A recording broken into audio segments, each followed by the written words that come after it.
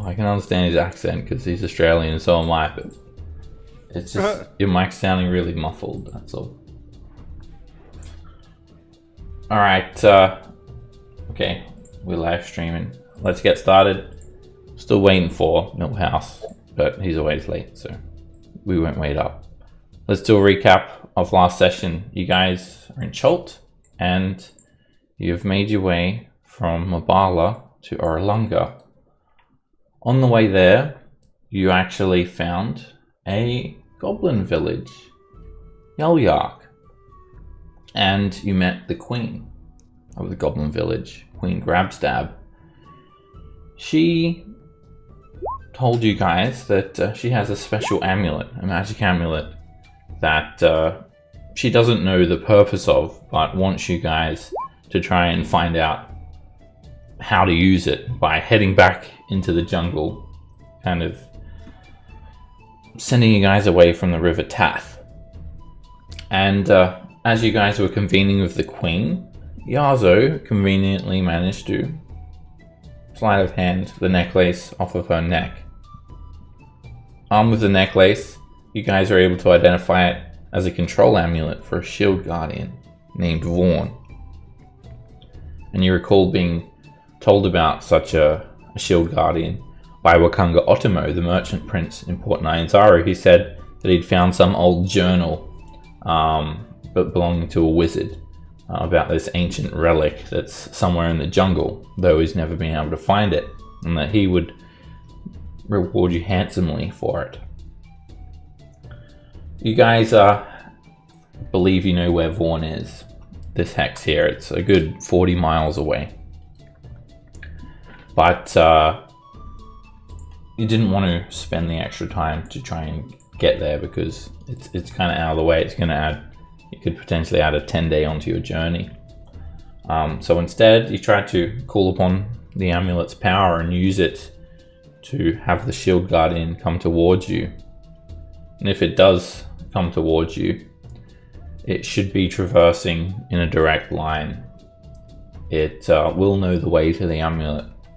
But if you're moving away from it, it may never catch up until you come to a stop. But who knows?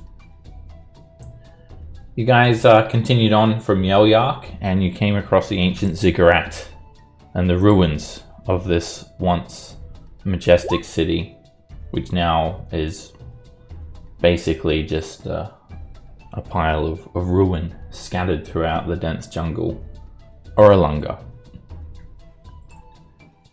As you've arrived at Orolunga, you've found the ziggurat to be magically warded.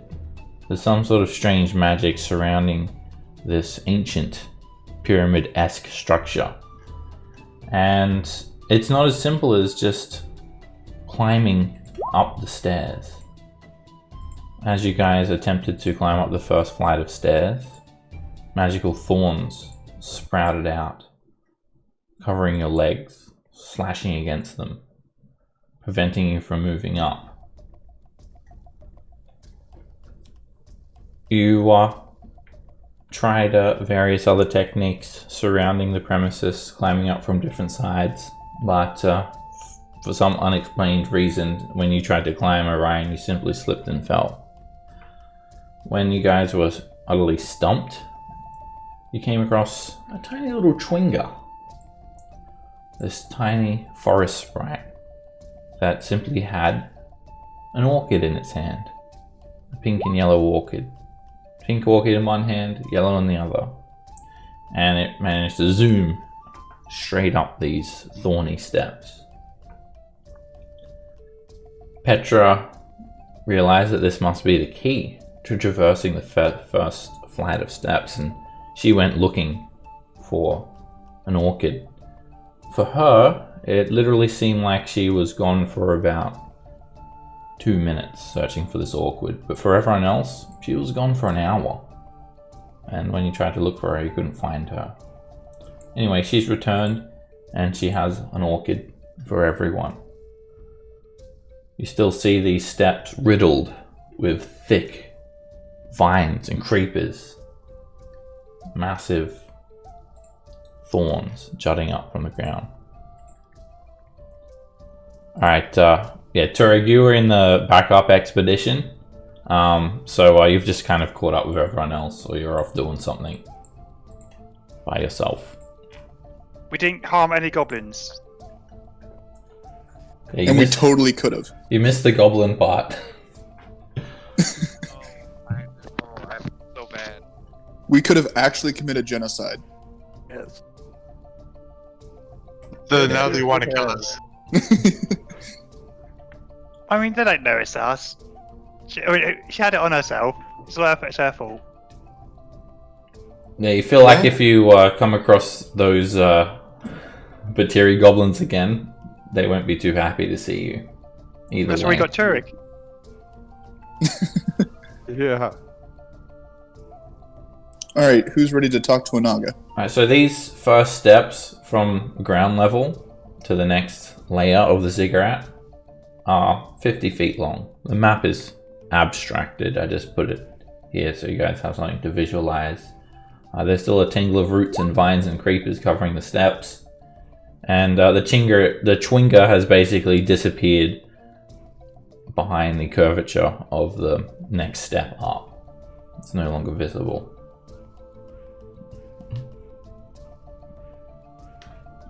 So we're taking the flowers and going up with the flowers, yeah? Yep. Yeah, I thought you were dashing up with it to test it.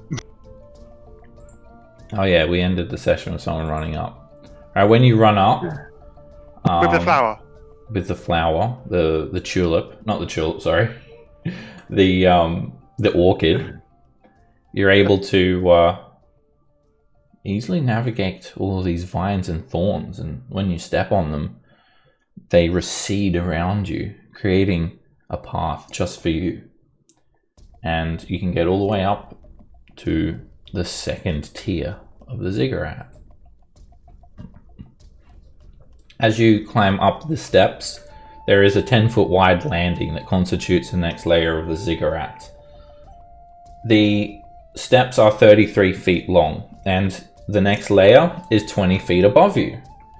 Now, the stone on this level is crumbling from age and decay.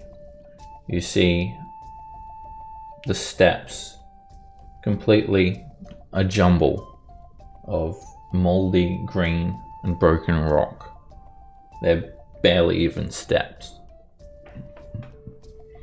Alright, I'll wait for the rest.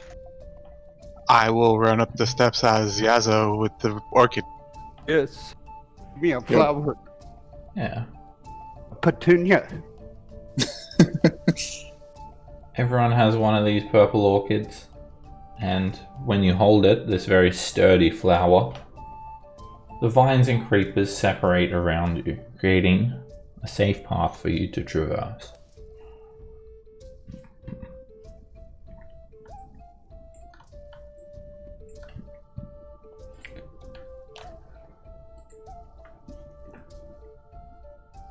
So, as I described earlier, this second tier is decayed. Stone is crumbling everywhere. There's sections of the ziggurat wall that have come apart. You can see every tiny little detail inside the cracks of the stonework that is now home to patches of moss, algae, limestone, or lime. The steps are just a jumble of rocks. Can I throw a rock at the jumble and the moss specifically, because plants usually want to eat us here? Yeah. You pick up a small bit of rubble, and when you go to throw it, it just vanishes from your hand. You throw nothing. Can I pull out like a copper piece and try the same thing? When you throw the copper piece, it falls into the rubble and disappears. Okay. I will. You don't get out hear it fall, and you don't see where it rests. So I'll get out some rope and I will tie it to Ragda's head. And I'll say, "All right, Ragda, you got to tell me what you see down there, okay?" Wait, hey, what? Nope, you're gonna be totally fine. And I'll throw Ragda's head, holding the rope on the other end, the same place right through the copper piece. Alright, you throw Ragda's head into the rubble, and he kind of rests on top of it. I see the sky. No, wait, And all of a sudden he starts to sink down as if the rubble is expanding and moving around him. He sinks down into the rubble until you just see the top of his face. And then I'll try. it just... Go ahead, sorry. You can no longer see his head. Pull him out. Yeah, I'll try to pull him out. You try to pull him out, and the rope no longer has his head attached to the back. Shit. Hey. You lost Ragda. You have to go in there and get him. Okay. That is true. I wasn't allowed to trade him. What are you doing? He yells really loudly. And all of a sudden, Orion, you look down and he's back on your belt. Whoa. Wait, who's What- Burning what? Hands? Burning Hands whispered me a message. Do I I need have to not. do anything to follow up? Was that you, Oh, Tori? I don't know why I'm burning hands. Yeah. In the bottom right corner, near the chat box, it says like as, and you can actually speak as different characters and stuff. You must have selected Burning Hands because it's a spell template that you have access to. Everyone does. Yeah, you don't need to do anything. You just need to be with everyone else. Carrying one of these orchids, you can get up as well. You were just searching around the area, like looking for clues as to how to get up as well. Millhouse decides that he's going to stay down and work on his Still Defender because it got a little bit broken when he tried to climb the steps with it. He's just doing some minor repairs on it. He'll catch up with you guys shortly. Alright, so mysteriously Ragda is back on your belt, Orion. And he just he looks up at you with a horror look on his face. Like he's seeing things. I've seen things. Don't ever put me in there again. Okay. All right. Gotcha. What did you see? It was horrible. Okay. I can't even describe it. I don't want to go there anymore. Let's just move on, okay? Oh, all right. Yeah, sure. And here he looks haunted. You broke Ragda. Jasmine just mutters, and yet you're supposed to be a gladiator. Ooh. You go in there then. Go on. Yeah. Well, you heard them, alright? Go up there.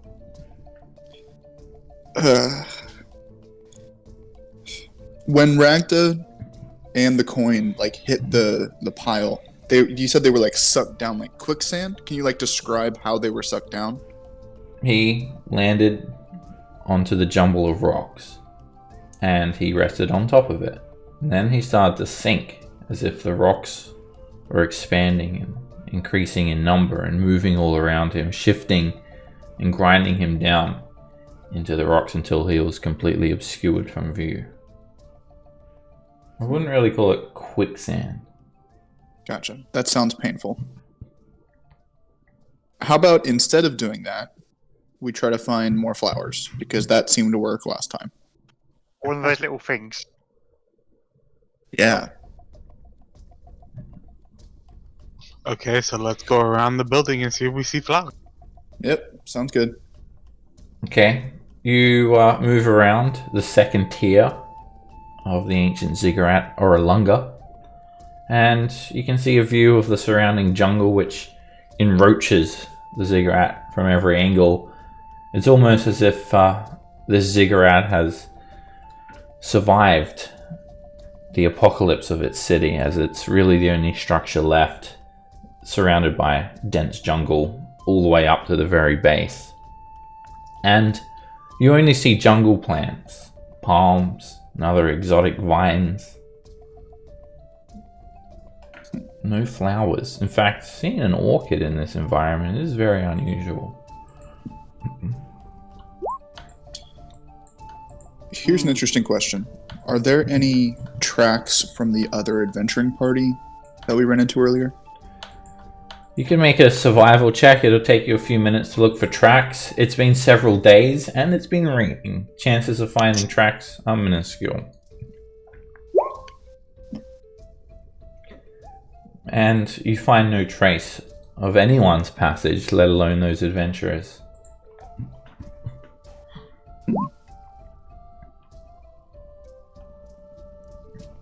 Well, does anybody have any ideas?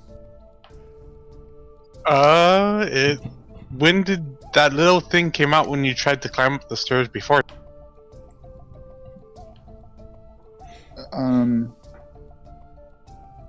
That's true. Little forest spirit.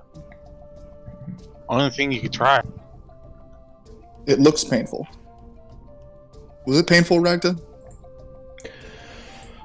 Let's just move on. Let's just not worry about what's in there. Let's just worry about getting away from here. Alright, Ragda is the bravest person I know, and this is starting to creep me out a little bit. Does anybody have any ideas? Dispel magic.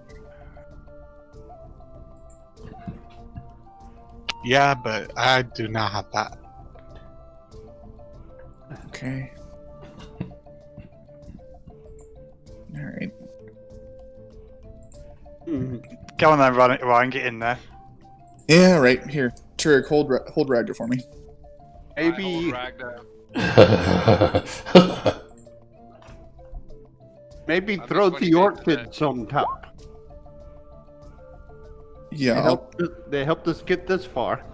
I'll hold the orchid in front of me like a security blanket, and I'll try to walk up the stairs. As you climb the steps, you find that after the first few, stone starts to crumble into gravel beneath you. And it's like you're kind of walking up a very slow-moving landslide. Almost like a treadmill, because you're walking and walking. You feel like you're moving forward, but you're making no progress. And you walk for a good minute. You look around and you're still on step number 3 and 4. You can't make any more progress. No matter how much you try to climb. No matter how much you demolish these steps. They never seem to get any worse. The gravel never piles up any deeper.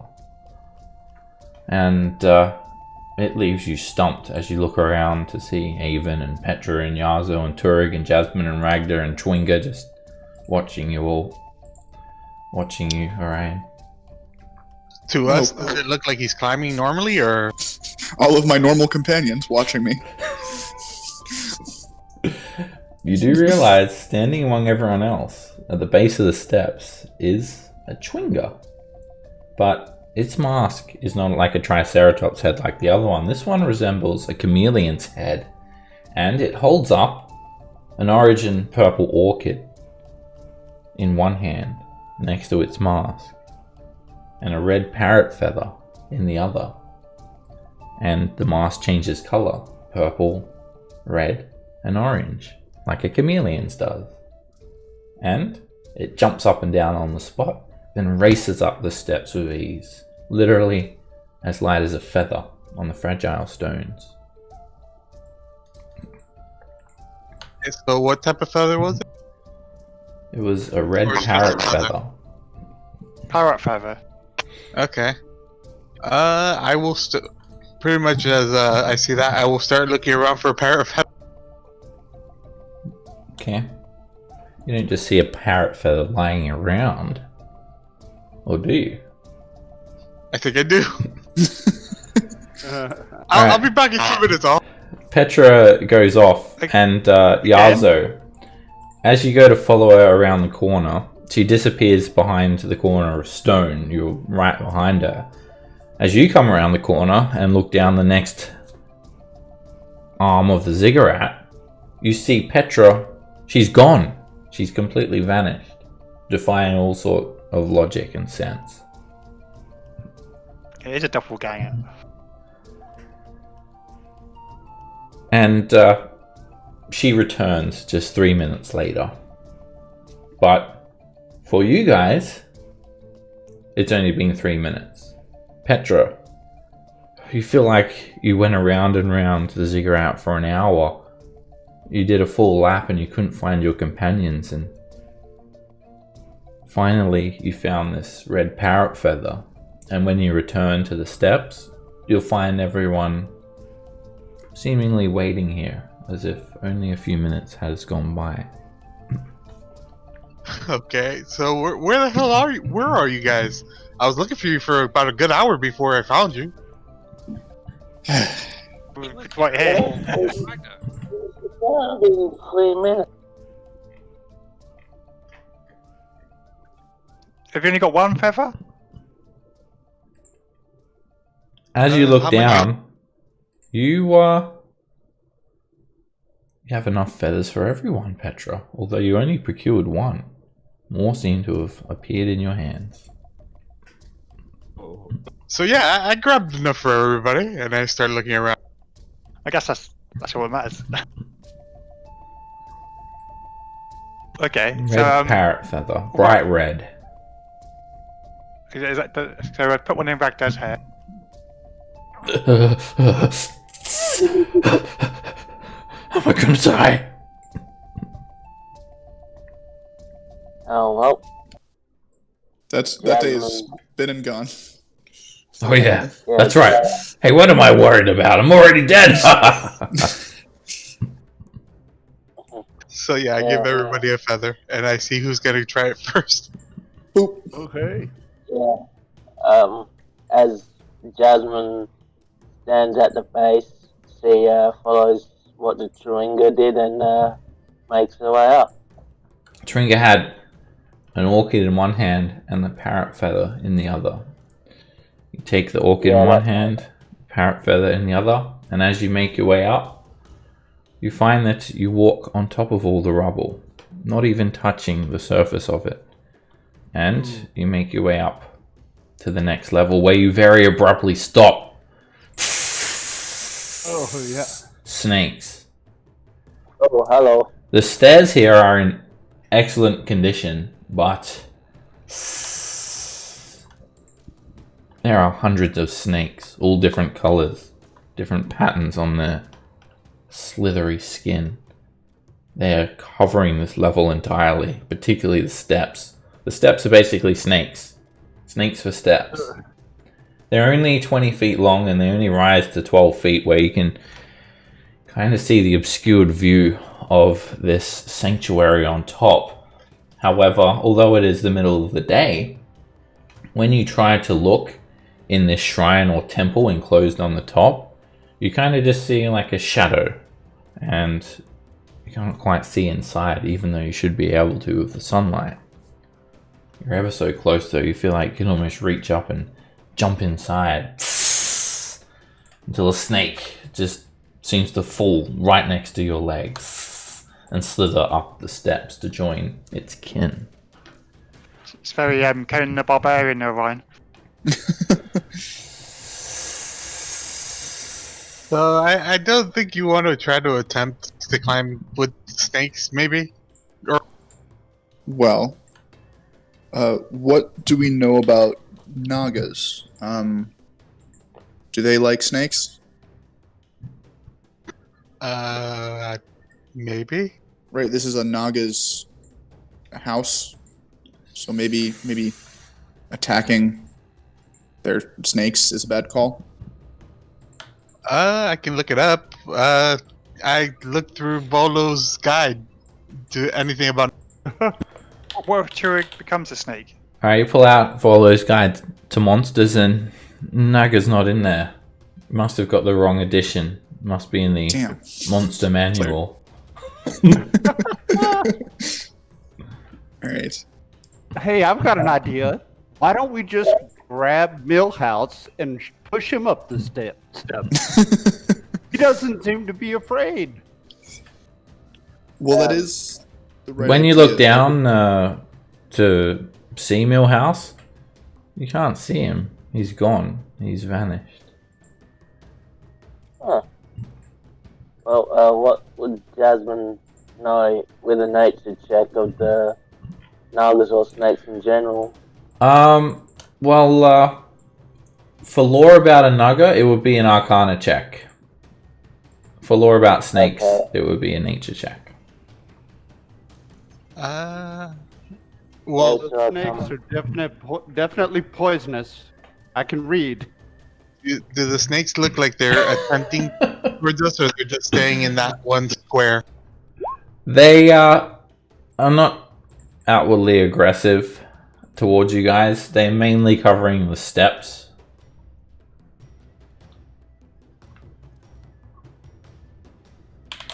They may not be poisonous. They may only possibly be poisonous. I tried to talk to the snakes. Okay. Are you doing that as a ritual? Yeah, I'll do that. If we can, if we have no issue, I'll do it as a ritual. Go for it. Okay. As you spend the 10 minutes conducting the ritual, none of these snakes make any aggressive move towards you guys. They just seem to slither around each other in this giant tangled mess of danger noodle. And 10 minutes goes by. The spell has been cast. You now have the knowledge to be able to communicate with beasts. These snakes. I tried to talk to the snakes. See what's up. Any response? Anything from the snakes? All they do is hiss. And it's almost as if the snakes aren't real because they're not responding. It's very strange. These weird animals. This illusion, but not illusion. It's a test of faith. Where's the Should cleric? Should chuck Ragnar. You look around for the cleric, Orion, and you see Petra and Jasmine and Turig, and Ragda winks at you, and Yazo standing behind you, and Chwinga's just chilling like he always is. Oh, cool. And Avon's just standing there next to Chwinga, who's been with you guys the entire time. Of course. Wait, where is Chwinga? You could come up here. It doesn't look like Chwinga's got snakes will lost. There he is. You don't think? I don't think the snakes will attack us as long as we're not stepping inside. Alright, Hey, Twingo. so yeah, again, this strange jungle spirit just happens to be standing around next to you, although he wasn't there just a brief moment ago. He appears in the blink of an eye. This one has a mask that resembles a mongoose's face, and it has in one hand a red parrot feather. It has in the other a purple and orange orchid, and it goes into a bit of a martial arts dance, putting the parrot feather forward in one hand and the orchid back in the other. It kind of leans down and stretches its first leg out closer towards the snake, and then it does a little spinning double front flip, landing, whacking the snake with the orchid. Poof!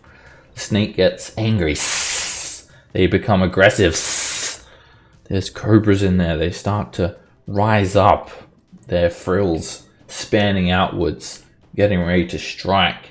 And then, just as the snake's about to strike, the Chwinga takes the feather and tickles the snake. It strokes the snake's flank with a feather, and then the snake lays face down, the frill of the cobra spanning the steps, and the Chwinga walks up the snake and into the sanctuary above. Okay. So, who wants to try? Everybody got that? Turek runs up to the snakes and bops one on the head with the orchid.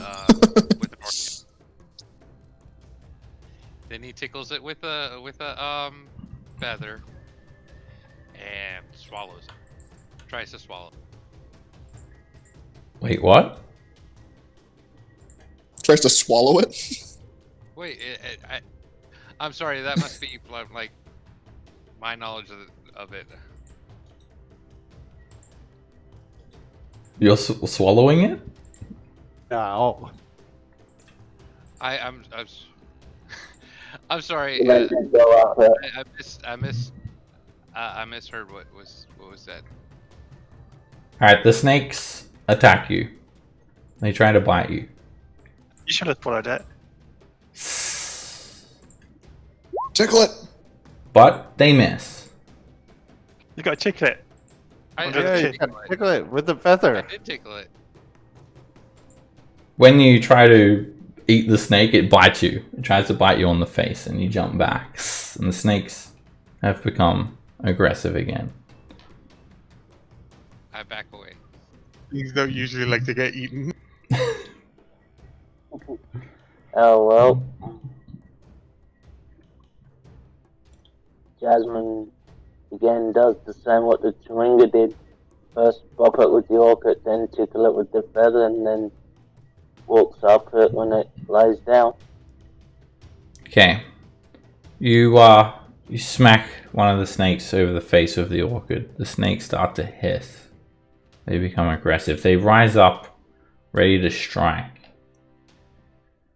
Just as they're about to strike, you quickly pull out the red parrot feather. And you tickle the snake. The snake becomes calm.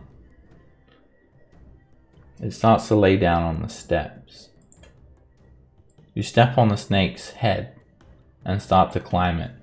And all of a sudden, the Chewinga emerges from the sanctuary above, holding its hands out to stop you before you make the final ascent into the sanctuary.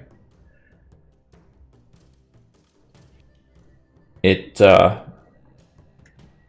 leans down and it picks up one of the snakes and it opens its mouth. Its face expands, disturbingly large for its tiny mask. And then it swallows the snake whole.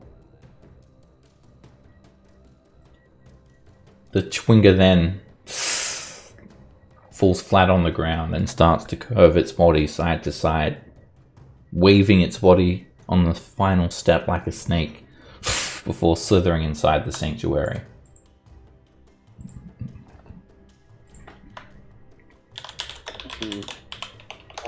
Okay. So, how long do I have till the snakes become aggressive again?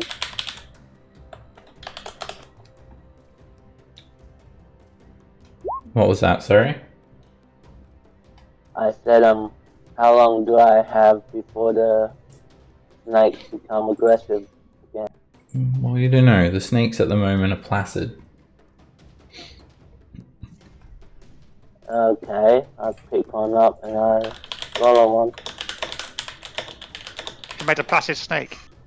Alright, you pick up the snake that you're walking on. You open your mouth and you're wondering how you're going to get this thing inside of you. And you guys see this horrific scene of Jasmine's jaw dislocating like that of a large snake. And the snake starts to feed into her mouth. You see her neck bulge and she swallows the snake. Make a constitution save. Ooh.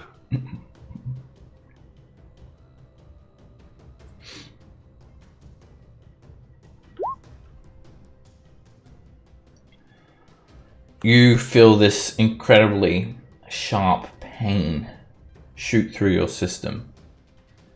And you feel as if the snake's eating your insides. You guys see Jasmine start to wildly convulse. And you're not sure what's happening to her. You don't see any physical injuries. And Jasmine, you actually are taking psychic damage. You take 11 psychic damage. Oof. And all of a sudden, you kind of just slide down the steps, and you see snakes covering the steps once more. She still got a snake in her mouth? The snake's gone. Right.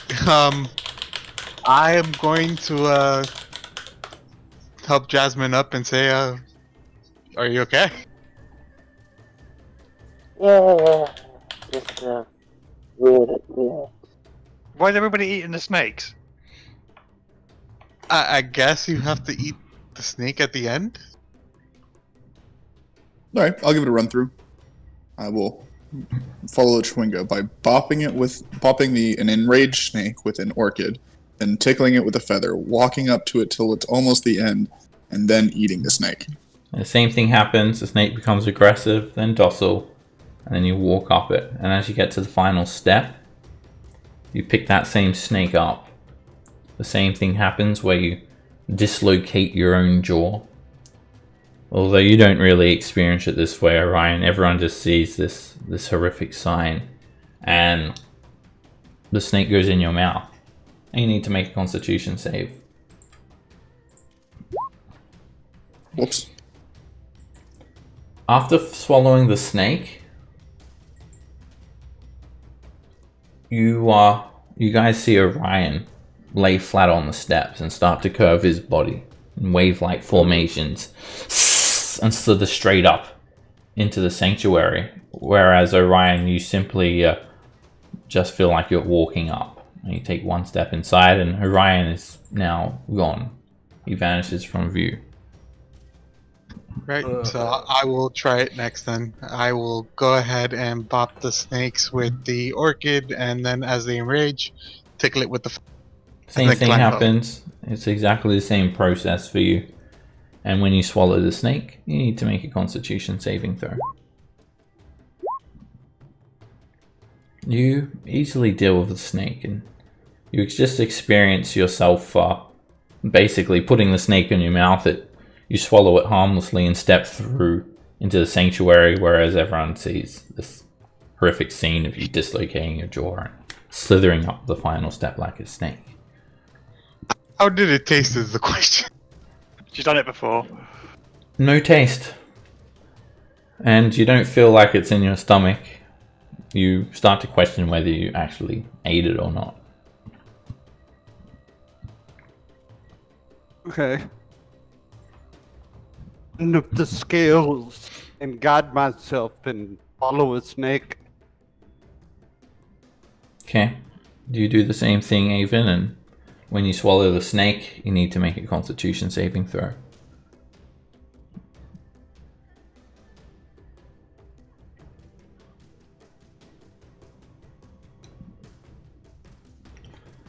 Alright, you get this horrific pain in your stomach.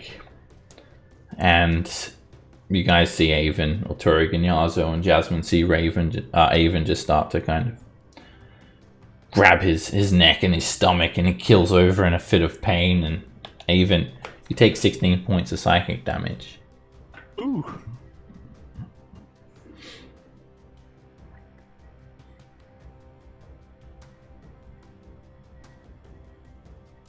And you find yourself back at the bottom of the steps with snakes covering your passage.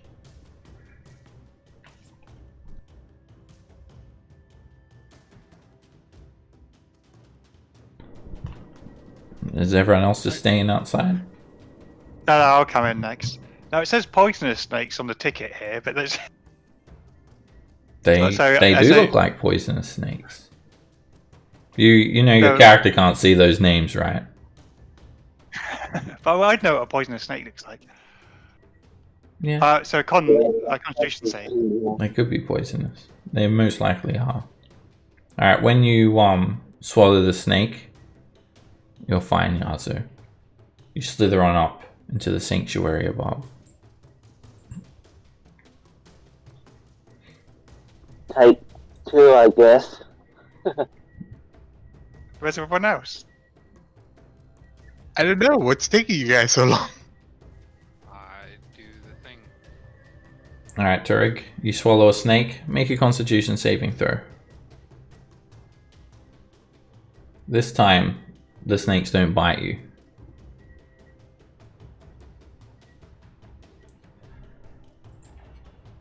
you keel over in pain and take 19 points of psychic damage. You're unable to swallow it this time. You don't have any physical injuries. This is purely in your mind, as it's psychic damage.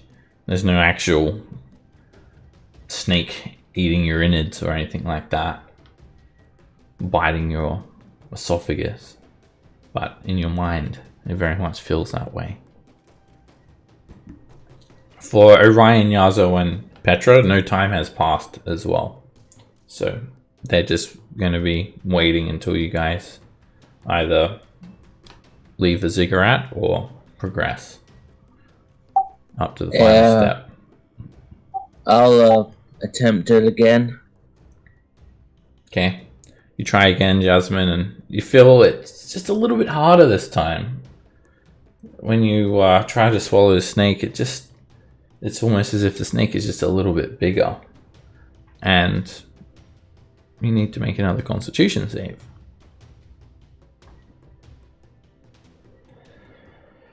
You almost get it, but this sharp pain appears in your stomach again, causing you grievous injuries. You take 20 points of psychic damage, and you're rolling around on the ground in a fit of pain.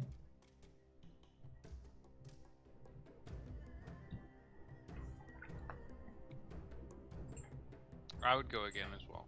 Alright. It's even harder for you this time, Turig. You really feel the snake has increased in size. And it's getting harder every time. You take 20 points of psychic damage. You cannot stomach the snake. Just relax that gag reflex. Although you've probably eaten dozens of snake in your lifetime. These ones are just very hard to swallow. Oh.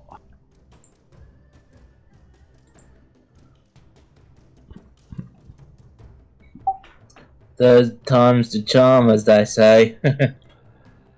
Oh, I guess let me go ahead and try again. Okay. Alright, Even, you going next? I'm going next. Okay. Okay. So Yazo, Petra, and Orion, time has basically stopped for you guys. To you guys, you've literally just walked in, and everything that's happening outside happens in a different time. Even finally, you manage to swallow the snake. You'll cause no pain. You slither up that final steps, disappearing into the sanctuary as you feel like you just step inside. Jasmine and Turig see you slither like a snake.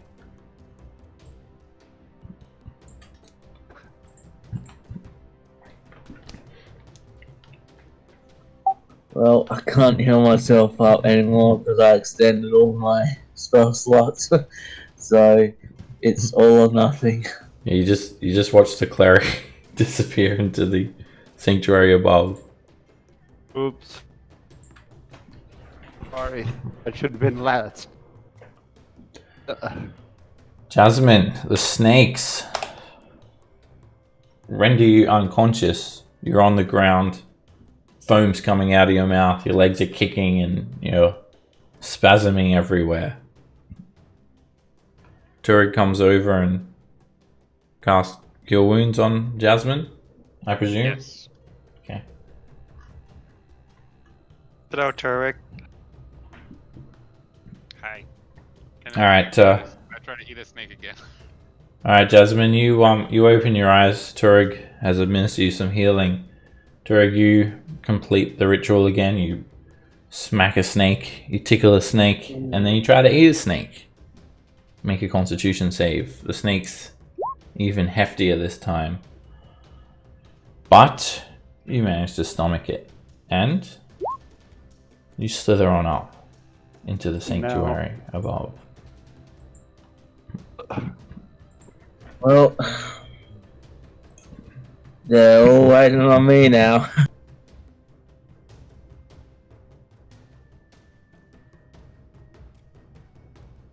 Booyah! That was very dangerous, because if you'd failed, then you would have died probably. Well, not necessarily. You may have stabilized. but there's a high chance of not surviving that. But you take the risk, and it pays off. As you swallow the swarm of possibly poisonous snakes, it's as if you all step into the sanctuary at the same time. And there's nothing up here. It's just an empty 25-foot square stone edifice. It barely has walls. There is somewhat of a stone arch, 8 feet high, that enters inside, and the walls are crumbled. You can see the surrounding jungle around you from every side. You can, in fact, see the entire ziggurat. And there's no one here. Right. So first, I'm going to try to. I will pat Jasmine on.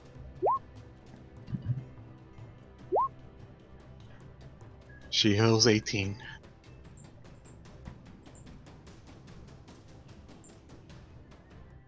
Yeah, see, thanks, yeah. Even though she's still green around the sides, probably the same green hued as Turtric's skin. I guess I'm gonna look out from this distance. Maybe we'll see something. Yeah, I'll look for like hidden hatches or something. Alright, Petra and Yasu, make a perception check.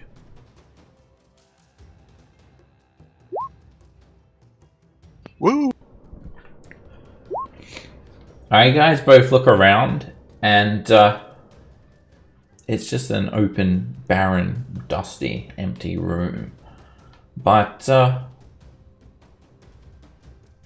you can't see. The ground seems to be decorated with the labyrinth symbol of Obteo. You recognize this symbolism from various locations in Chult, as it is the god that once protected the people of this peninsula / island. And the smell. You guys catch a scent of incense. And all of a sudden, everyone looks around them and finds that you're not in this barren room anymore, and you're not alone.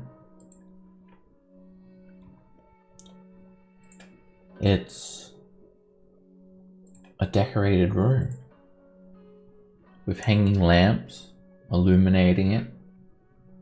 There are incense burners filling it with exotic scents, curling smoke.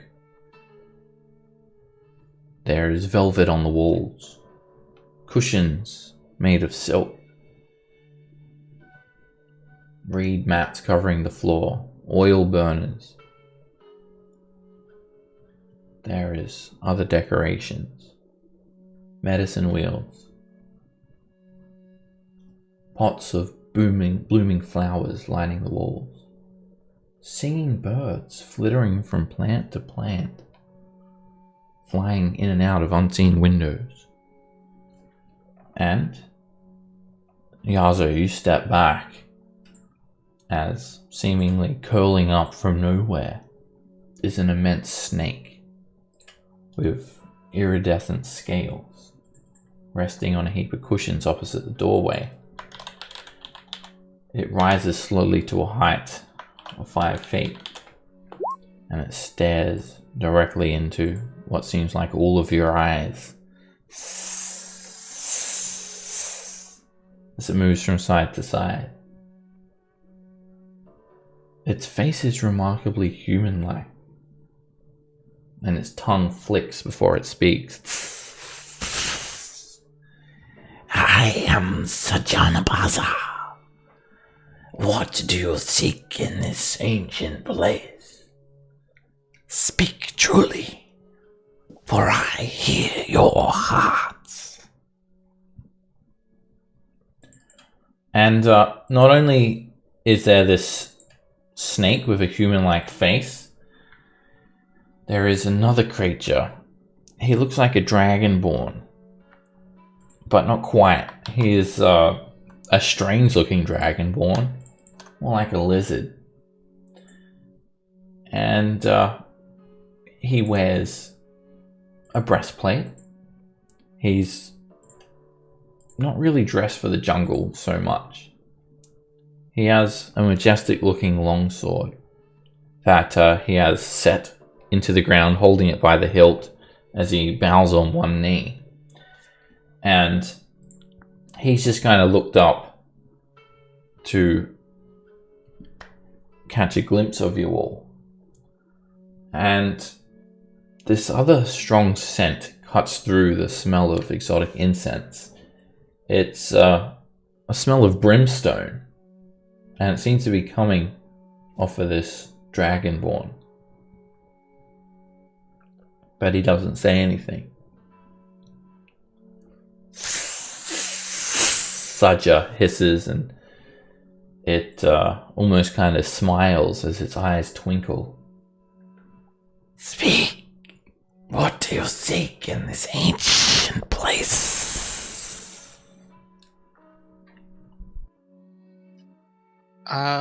We were coming here because I believe we were trying to find out information about the death curse that's happening across the continent.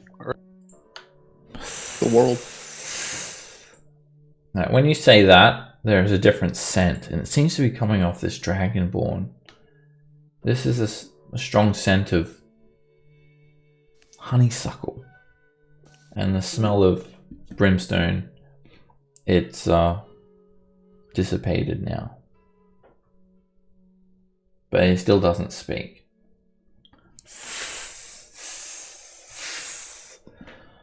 The guardian Naga hisses. Death curse. I do not know about this death curse. Perhaps you can enlighten me, oh wise ones. With that, I will explain what the death curse is, pretty much, in detail. Death curse.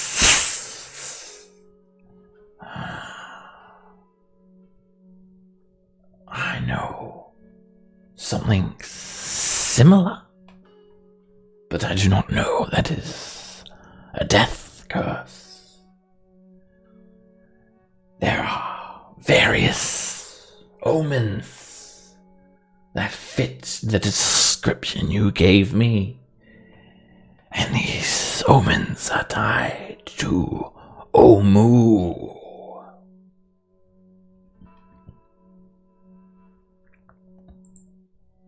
And what is Omu? Your character knows what Omu is. It's the capital, the ancient capital of Cholt. The natives' capital. Ah, okay. It's the city that has fallen, that Orion's wife-to-be is queen of. Yes. Can Orion just like really rudely interrupt and be like, "Hey, Dragonborn, do you know Artist Simber?" This strong scent starts to reek off of this creature. And this is a scent of wood smoke. And he then turns to the side. He's only about 4 feet tall, 4.5 feet tall. And his hide is all dried and winkled. And as you're examining him more, it's very obvious now that he's not a dragonborn. In fact, you can't identify what race he is. He takes a blue, red, and white shield. And he kind of looks like a paladin. He puts it in front of himself, takes his sword, and rises it to the air. And the scent of lemon then extrudes from him. But he doesn't speak. He does nod his head and smiles at you. We ran into Artist Simber a little while ago. He helped us get through a lot of the jungle before we lost him. He smells like honeysuckle. It's almost as if his scents communicate his emotions.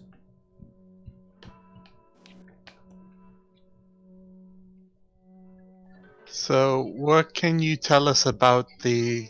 You said it was an prophecy?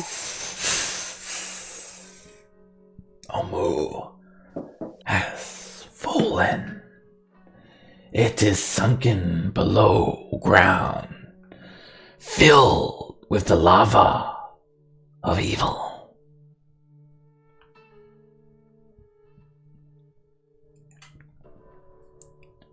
It is no longer a part of this peninsula.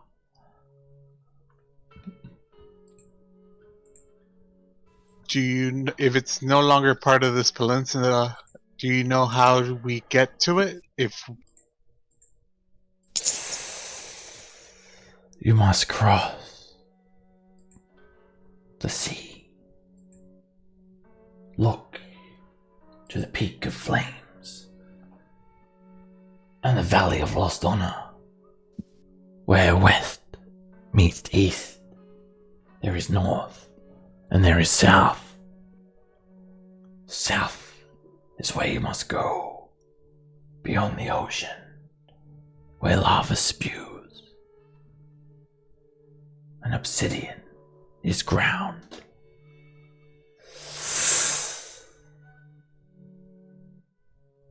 That's where the Soulmonger is?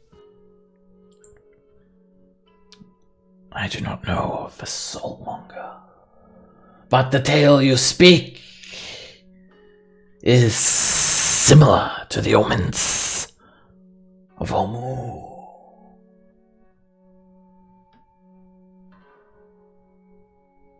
do you know what? Go ahead. Go ahead. Please, you first, I insist. Do you know what caused this? What caused Omu to become like this? Perhaps it is the work of the evil warlord, a disgraced paladin of this land, one who plagues it now and fills it with undead. He who carves the symbol of a blue triangle, Razni.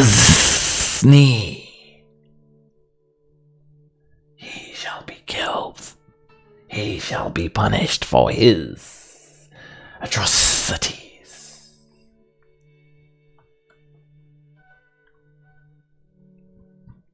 Do you want to come with us? I cannot. My presence is bound to Orolunga. I cannot leave, but you will do my bidding.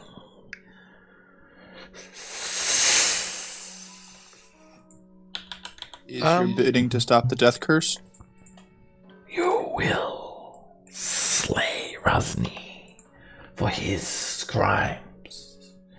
He was once a paladin chosen of Abteo, a sworn protector of Mesro, and all of the denizens of Jolt.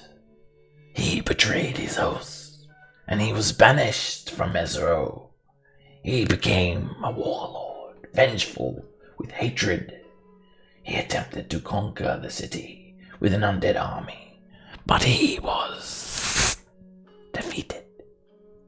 But instead of choosing to seek redemption, he sought revenge. Abteo forsake him and stripped him of his God-given powers. He lost control of his undead horde. They are now spread throughout the jungles. You will see them with the blue triangle on their head.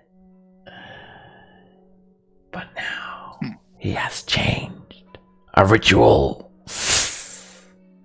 An anathema he has become. A disgrace to humanity, a disgrace to my kind, a disgrace to the ancient folk of this world. He has become a Yuan-Ti, treacherous, usurpers, treacherous, charlatans. The Yuan-Ti, they believe that they were the first kind on this world, but we have ruled ever since the crust of this world were created. Our ancient knowledge is ingrained in this world, but they seek to destroy it and take it by swallowing it all. My disgust for these creatures is overwhelming. Now you will stare into my eyes. I will bestow upon you charms, and you will use these charms to slay the usurper.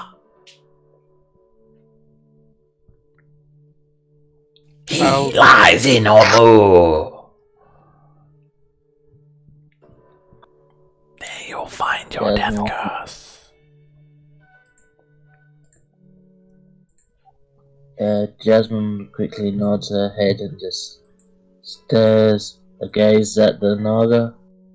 Likewise. Yeah, sounds good. Alright, you stare into the Naga's eyes, and it pokes out its forked tongue before it retracts it back into its mouth, and its eyes kind of gleam, and the Naga smiles, and it moves from side to side like a snake charmer is playing it a song. And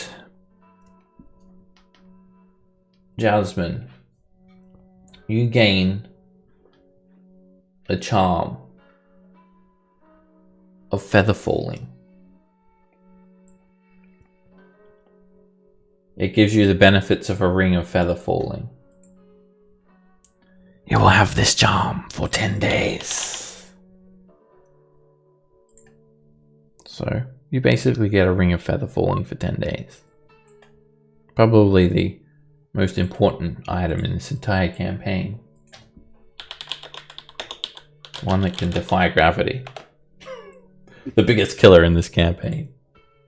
Alright, it's a spectral ring that appears on your finger. It's quite beautiful. It is basically see-through. Like, you can see your finger through it. It's translucent. But it has like a feathery motif and a band around it. And I'll give you a handout for it. It doesn't require attunement. You can't take it off. It's just a visual aspect of the charm. And it's only with you for 10 days. So, that's yours. There we go. Who's next? I looked. You catch the Guardian Naga's gaze, Petra. And its eyes gleam and glaze over, as do yours. And you gain the charm of dark vision. It allows you to cast the dark vision spell 3 times. After 3 times, the charm vanishes. And Sajid will tell you like the length of these ones. You only have my blessing but 3 times. And I'll give you a handout for that. This one, it allows you to cast a spell, so it's still like an action, but this is the spell description here. Who's next? Heck yeah. Sign me up. You glare into Sajid Nabaz's eyes, and you gain the Charm of the Slayer. I like it. The Charm of the Slayer lets you turn one sword in your possession into a Dragon Slayer for the next 9 days. After that, the charm is amazing. vanishes. once you use it, you have the sword for 9 days. You can use it whenever you want. There's no like time limit on. Nope. These are sweet supernatural charms that have been a minor supernatural gift that's been bestowed upon you, and you can choose when you want to use it. The Dragon Slayer, I'll give you a handout for that. It's like a +1 weapon, and it'll be depending on what sword you use it on. It has to be a sword though, and it also does an extra, I think it's like 3d6 damage to dragons. Dang. And yeah, it'll really depend on what sword you use it, but there's a handout for it.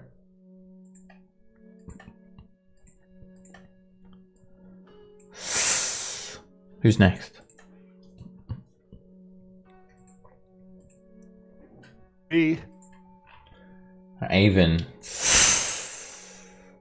Sergeant Abazo stares directly into your soul. Its eyes gleam and twinkle. And you gain the charm of restoration.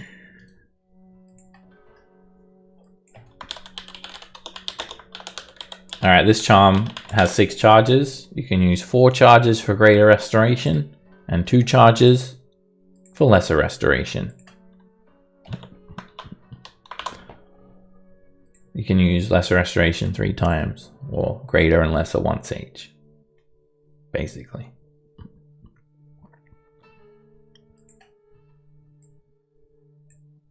Who's next? I will go. Saja Nabaza stares into your eyes. Its forked tongue hisses as it pokes its tongue in and out of its mouth. And you gain the charm of animal conjuring. Go forth, nature spirits, to aid you. And this charm allows you to conjure animals. Conjure animal spells, 3rd level version, 3 times. The animals that you get will be randomly determined.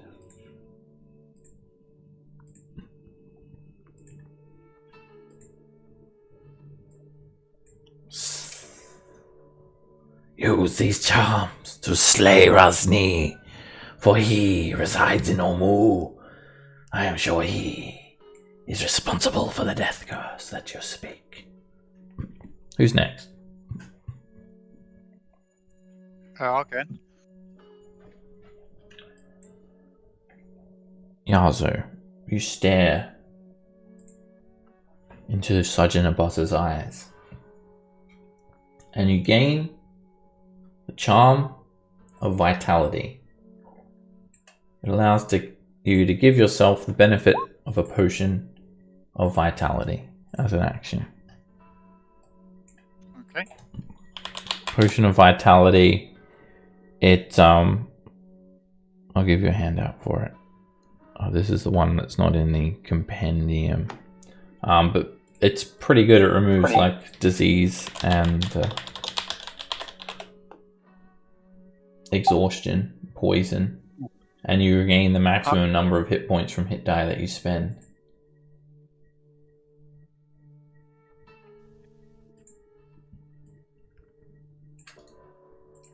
It removes any levels of exhaustion as well.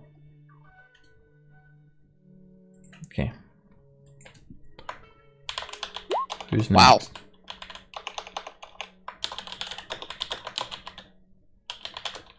Who's still to go? Is it just is that everyone? Yep, Millhouse misses out because he missed. Millhouse. He didn't make it through the trial. Alright, there's the charm of vitality. That's cool. Just had a look. So now we are compelled to hunt down this John T. You you're not obligated to, but the charms are gifted to you to do that. And Sajin Abaza trusts that you'll kill this Yuan T This horrible fallen paladin that has plagued Cholt. And as the final charm is bestowed upon you, you're just back in this barren chamber. Oh yeah. Wow. That was awesome. We didn't even get to say thank you. Let's see what we have to do first. Hold up. There's a dragon person still here. He looks sad because he didn't get a charm. He actually, when he looks sad, he actually smells like roses. Jasmine wanders over to him and pats him on his forehead as if to say, there, it's alright. He smells like ham. Starts to smell like ham. Don't So- try to eat them. Do you communicate any other way besides smell? Like maybe writing or... He if you actually talk? kind of shrugs his shoulders and gives a slight nod, and yeah, he smells a little bit like honeysuckle mixed with ham. Honey ham, I guess. That sounds amazing. It's kind of delicious smelling. Someone start a fire. Tarek's mouth starts to water. He steps back to make sure no one licks him. You feel like it's not the first time someone's tried to lick him.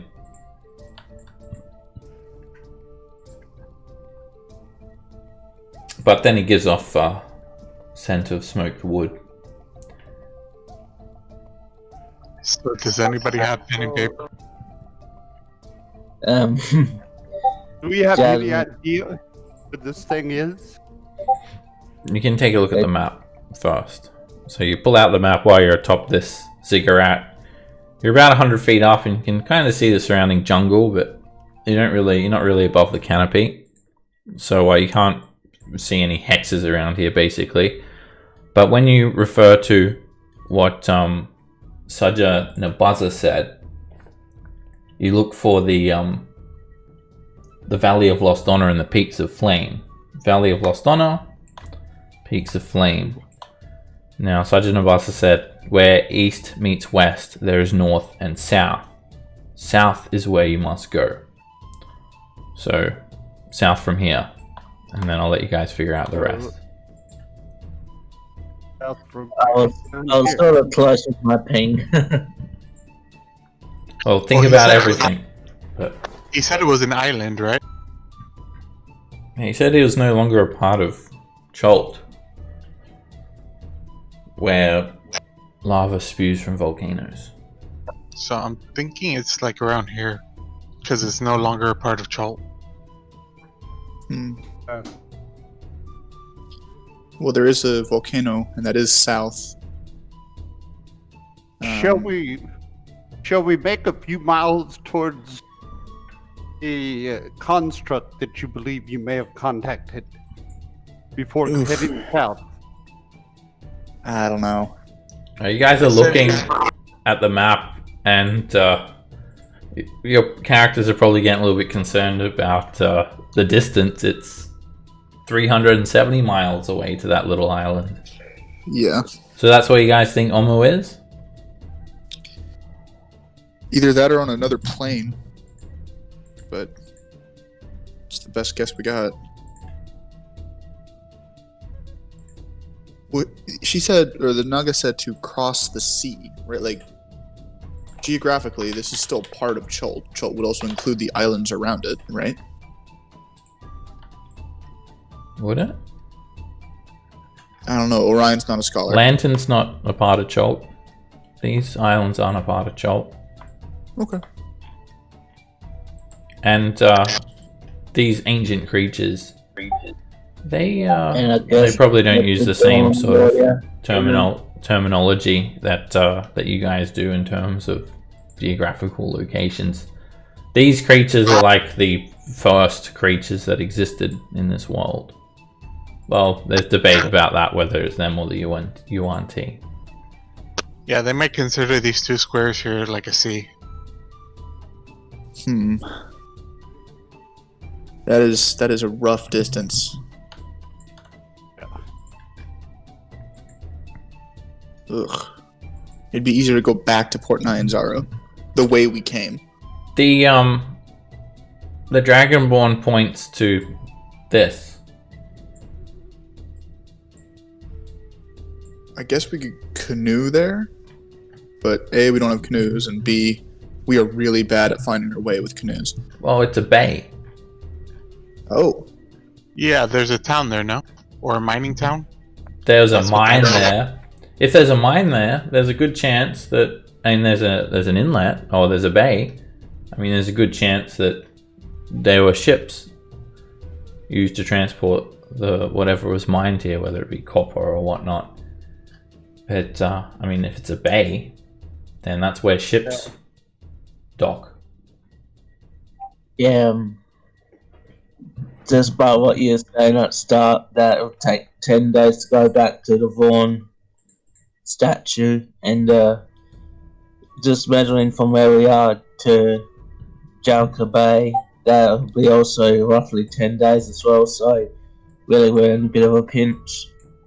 Well, the statue's only 4 days because it's in Bourne. I say we don't go to the statue. It'll come to us, and it's not the priority. Well, we're not sure it would come to us is the problem. Yeah, but I'll be really honest, I don't care about it that much. Like, it's good to have some money in the bank. It is more important to continue on with the mission. The good news is that if we travel, like, at all south, even if we get lost, there's a good chance that we can run into this river, which will give us a better chance of making it here. And this mountain range will probably guide us down, too. Yep. So if we just Follow travel the south... mountain range. Yeah. The south. Is A. Oh, And then well, hopefully we can... Go ahead, sorry. yeah, that's what I was just gonna say. Well, it's too bad that we haven't got a guide to help us, because we would have easily be able to suss it out, but because we may, well, yous would have already had it before Avon and I joined, but yeah. Well, don't forget, there are still some guides somewhere in Chult. 2 dwarves who are trying to reclaim their mines. And it was around this area, wasn't it? Was it this mine? They didn't tell Was you it- because you kind of didn't want to eventually go there, so they kind of dropped that idea. But they did, as Undril told you guys, they kind of went off trying to find the mine of their own accord. And this is a mine. There's a very good chance that it could be the one. So, how do you guys feel about traveling south for a few days, winding up at this mine, hope there's a town there, and hope we can get a boat or something to take us around the coast to get us to this island, where we think Omu is? How does that sound, everybody? Yeah, sounds good to me. Yeah, no complaints. Yeah. The, Gotta be safer traveling by water. the other option I want to bring up, I still think we should do the water option, but I just want to bring this up, is we saw a crashed airship, I believe, right here.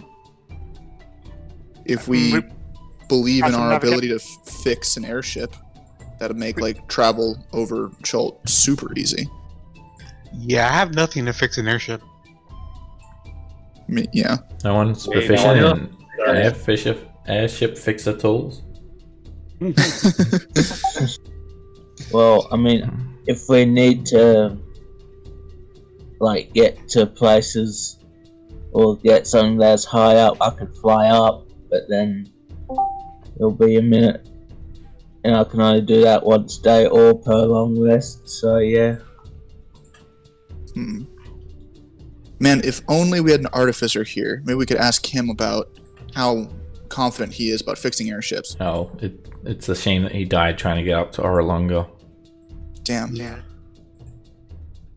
He's got the navigator's tools we found as well, and we found it on top of a tree or something. As you Yeah, guys are looking at the map, you feel a slight cool breeze, which is unusual for Cholt. And you look around, and you guys are at the bottom of the ziggurat, and it's nighttime. It's like pitch black out. You also see bright blue tulips blooming around the base. They look beautiful. And you also see this blue tulip blooming here. It also looks beautiful. Pray tell, good flower, who are you? I'm gonna strike a torch. You don't know how you got down from the ziggurat? You could have sworn it was morning when you got here.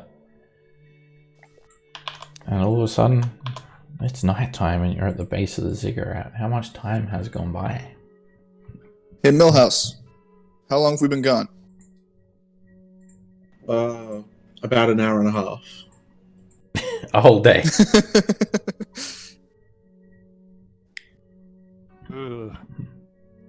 You missed the fun. We met a Naga. It gave us gifts. And good news, bad news. How do you feel about fixing an airship?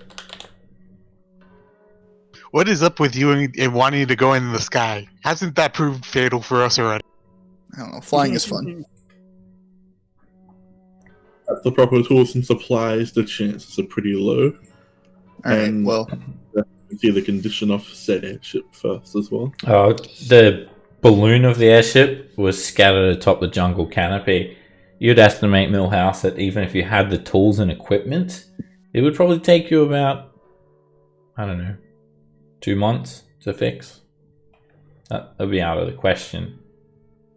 If anything, there just may be some survivors from the crash.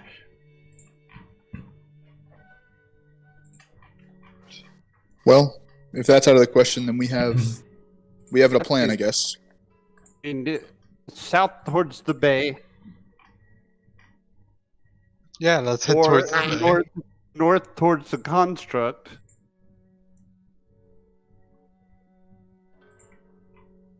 Only two choices. Or we can try to walk the entire way to where we think this Yanti is located. Oh yeah, that's a good point. Seb, I'm sorry. Can you bring the map up again? Sure.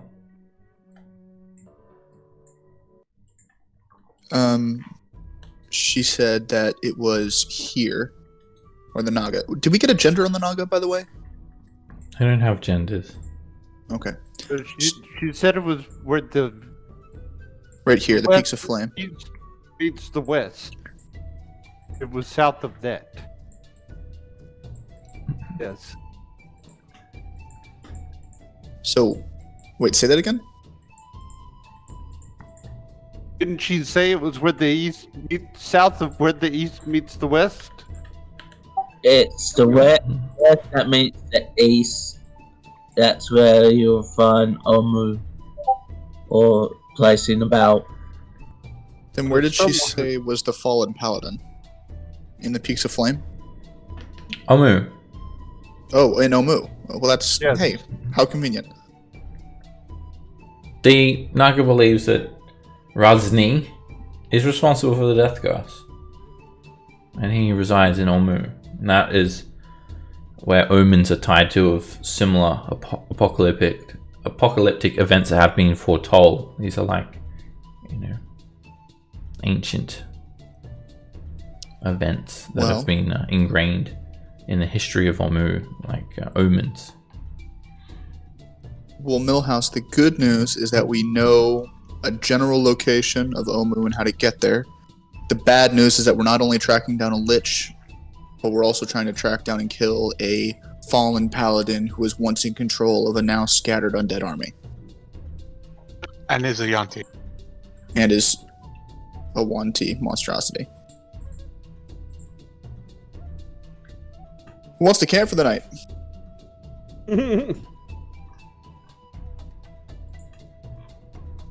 Our thing is if we get to this bay, we might be able to get a ship and get there.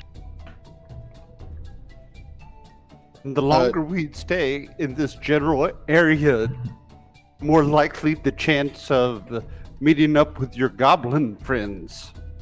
Yeah, let's get moving. You're gonna march through the night? Nah, I say we rest here for the night and then we launch during. A lot of people are injured and used up most of their magical capability. That's a good point. Sleep for the night, then move south in the morning. Everybody okay with that? Sounds good to me. Yeah. Okay. Alright, you guys find a place to make camp. You kind of leave the vicinity around Orolunga. It's all very, very thick jungle, and you see a number of fallen trees. And does anyone want to take a short rest? Oof. That's a dangerous question. Not would, but Would like to take a short rest personally. Well, if you want to go ahead, take a short rest. You find some fallen trees on the ground here in the dark, and you're wondering what could have caused such enormous trees to fall like this. Their trunks split in two.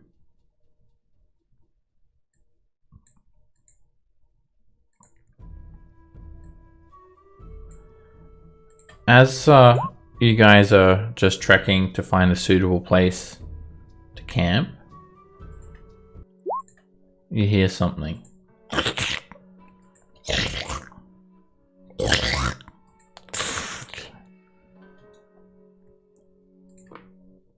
Dragon bait pulls out his longsword and it starts to glow. And he points to a patch of darkness over here as if he's just sensed something.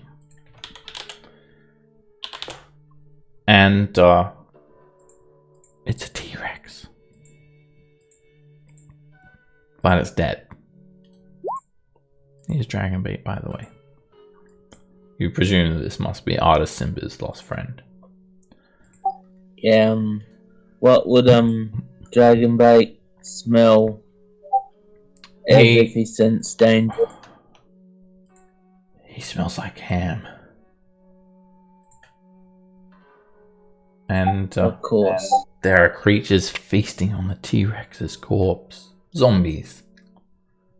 Which is kind of out of place because according to the map, this is not undead territory. The zombies are all hunched over, pulling apart bits of the T-Rex, ripping out entrails, feasting on the T-Rex's open stomach, pulling off bits of meat.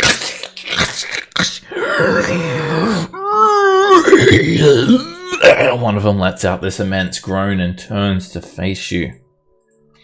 And you see on its forehead there is a blue triangle burned on.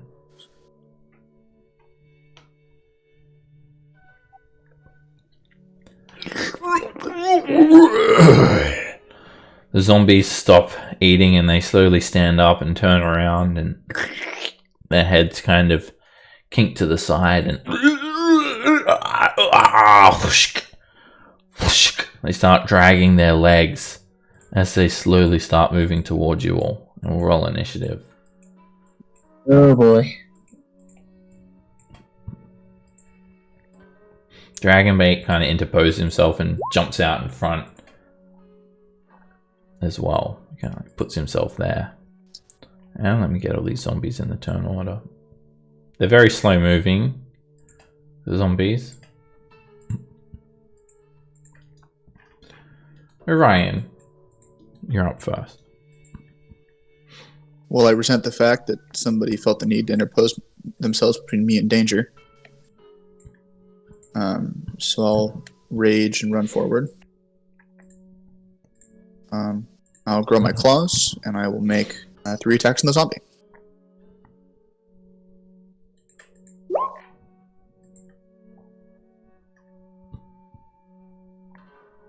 Where's my rage damage? There we go. The zombie. Oh, whoops! I did not mean to roll a T-Rex into initiative. All right, the zombie just gets slashed and disgusting rotten blood sprays across the ground. It just kind of staggers a little bit. Then you just punch your claw straight into its chest, near its neck, grab its jaw, and just rip its head clean off, throw it on the ground. Its body follows. And then I actually won't run in and get surrounded for my last attack. I'll back up a little bit here.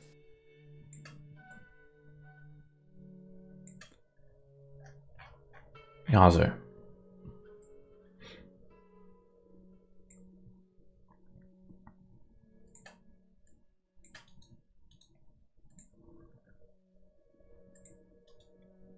Yazo?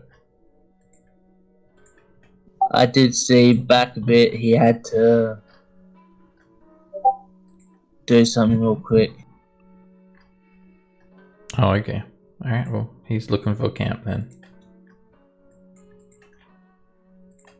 Jasmine. Yeah, see, steps aside a few, just so she can get a good positioning of one zombie and take 3 shots.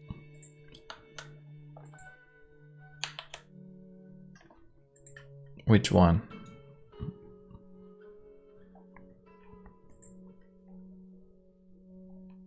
Okay.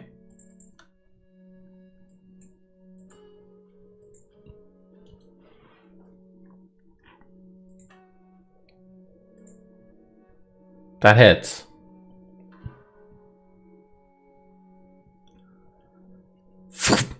The arrow glances the zombie's shoulder, breaking through some of its undead flesh. That hits. The arrow just glances again. Last one. And that hits. You sink an arrow into the zombie's chest and it kind of staggers a little bit. Don't forget you've got the Dread Ambusher damage on top of that. For your 3rd attack, it's a 1d8.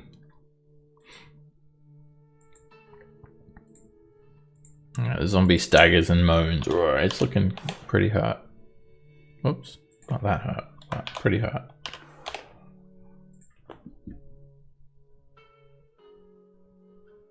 Millhouse. To the front line, Millhouse goes.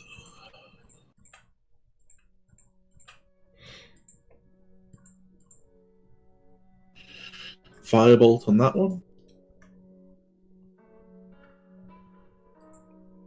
You throw a firebolt over, you can see the orange glow of the firebolt kind of illuminate the dark jungle around you. It's a direct hit. The zombie catches on fire and it's still coming at you. Then Doggo will come around. The zombie's glowing as well, emitting some light.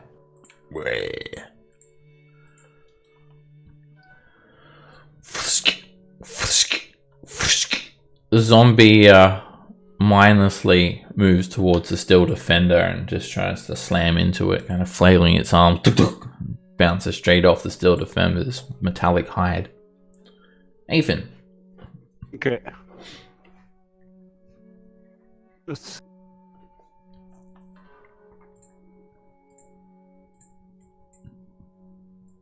A longbow. Stow my shield and take a shot at the one that Millhouse burned. Stowing your shield's an action, so. Oh, okay. So I wouldn't be able to. Well, forget that Yeah. then. I don't want to. It's an action to take your shield off and on. Well, you've already made the attack roll now too, so. Okay. I'm gonna have to say you took your shield off because that's what you said you're gonna do. Okay. So I take my shield off. Okay. And I don't really have any damaging. I do, but Sacred Flame, Toll the Dead. yeah, I could do that. Oh, you used your action though already, so. Yeah, I did. And I could cast. Now I'm gonna leave it at that right there. I got a sneaking feeling that this is gonna get a lot worse in a little bit. Leave that, but. So now I've got a stone shield and I've got my longbow out. Yep. You can do that in one turn.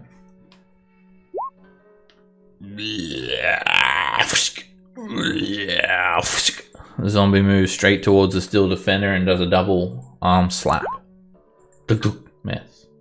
The still defender dodges by default if I don't give him a command to. Okay. The next zombie moves up. Attacks. Disadvantage. It slaps Sanic over the face for 7 bludgeoning damage. Petra. So I will move there, and I will use Sacred Flame on the hurt. The zombie doesn't even make an effort to try and dodge out of the way. The radiant energy burns it to the ground.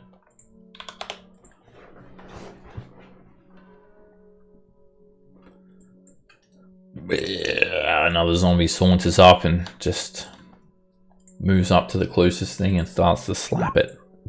Miss.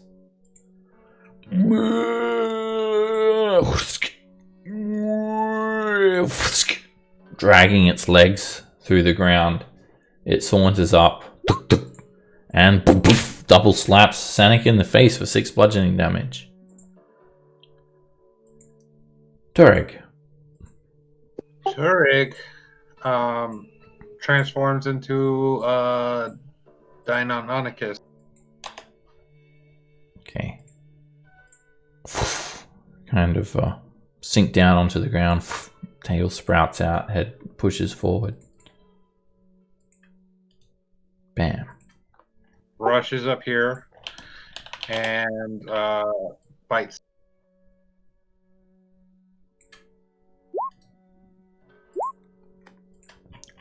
You jump on the zombie, that hits.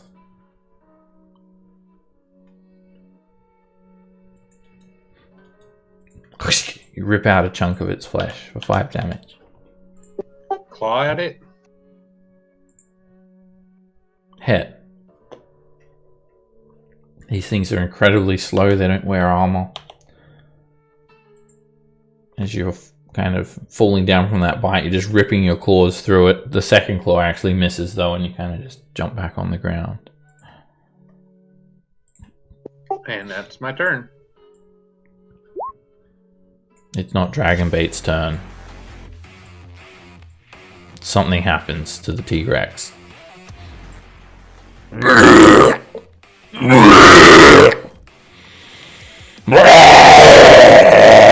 It starts to scream, its body jigs, and it stands up. It's a Tyrannosaurus zombie. Yuck.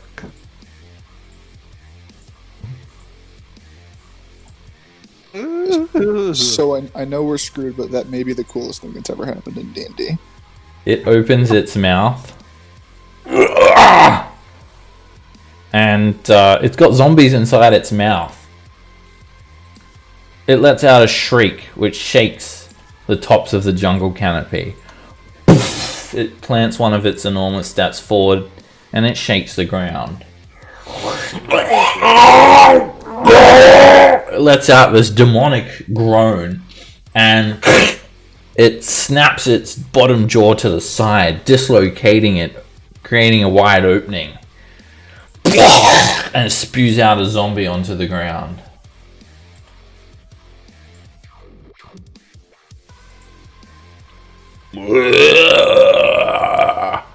The zombie saunters up to Orion and tries to slam into him. It smacks you for 2 bludgeoning damage. And then the Tyrannosaurus lets out the most bone-chilling screech you've ever heard.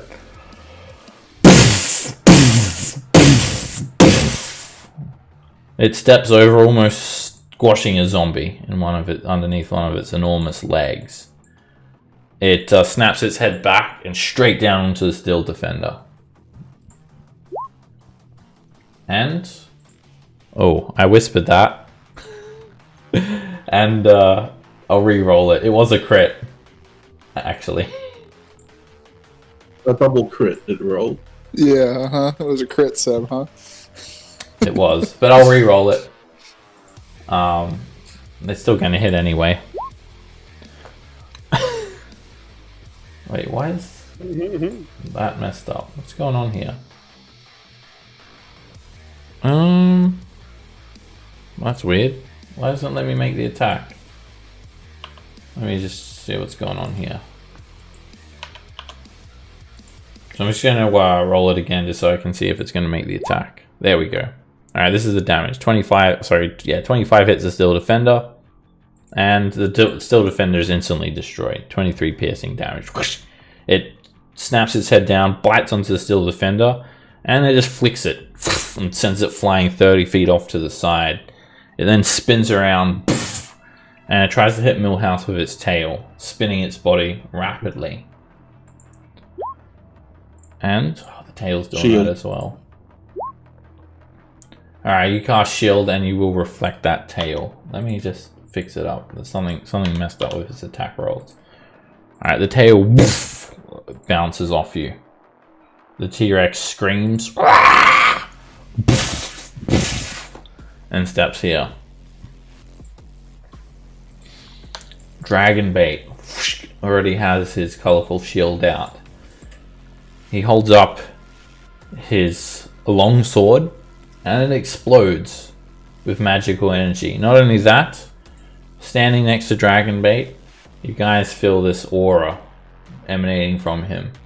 It makes you feel powerful. It basically gives you advantage on saving throws against spells and other magical effects.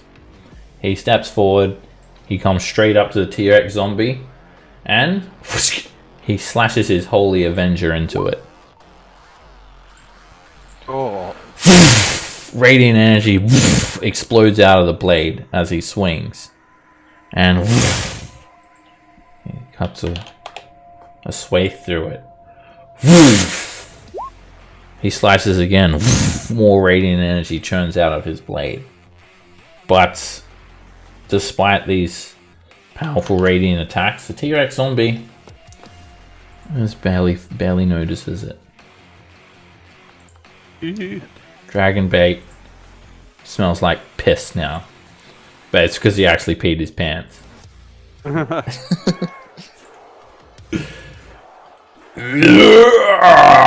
The zombie takes a dash action and dashes up to Turig. Another zombie moves up here and it tries to hit Turig, slamming into him. It hits you for 4 bludgeoning damage. Final zombie dashes up to there. Orion. So, do you think I'd get any bonuses if I use Ragda's head to attack the T-Rex? Ragda is he's made sure he's like not facing the T-Rex at the moment. He just pretends to be asleep when you look down at him. He's got his eyes closed. And he's just like pretending to snore. Oh, good dreams. Oh, I'm having lovely dreams here. And he like opens one eye and looks up at you and then quickly closes it again. Let's see. Well, as a bonus action, I will shift. There's something wrong with my character sheet here. Oh, no, we're good. And then 3 attacks with the claws on the gigantic T-Rex that's bearing down on us. First claw misses. Great. Second claw misses. Third claw, you jump up and slash it across its side. You get a handful of undead flesh. All right. Is Yazo back yet? Yeah, and I'm here. Alright, you were just off, just taking a piss, Yazo. You turn around and this is what happens when you go to the toilet in the jungle, apparently. You turn around and everyone's getting attacked by something. It's the kids, and then I got kicked out the channel. I didn't realise. I thought, oh, they're all gonna break. So If you idle for 15 minutes, you go into AFK channel. cool. Okay, so I'll just wait. You turn around and there's a T-Rex zombie spewing out zombies, and zombies are also attacking the party. That's 25. I can dash as a bonus action. Yeah. I get off this bit. Yeah, it's only a short drop. You kind of just slide down easily. I'm gonna throw a dart at the T-Rex. That hits. The dart sticks into the T-Rex's arm. You go for its weakness, its arms. Jasmine. Yeah, seeing Yazo throwing the dart at the arms, I also take aim around that area. You can just notice how small its arms are as well. Tiny little arms. You don't even know why it has arms. That hits. You impale its arm, sticking it to its side. Undead blood oozes out of the T-Rex zombie.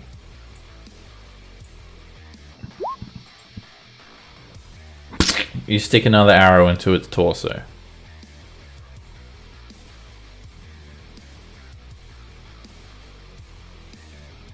It lets out a snort, and you can feel its warm breath atop the humidity that already is prevalent in the jungle.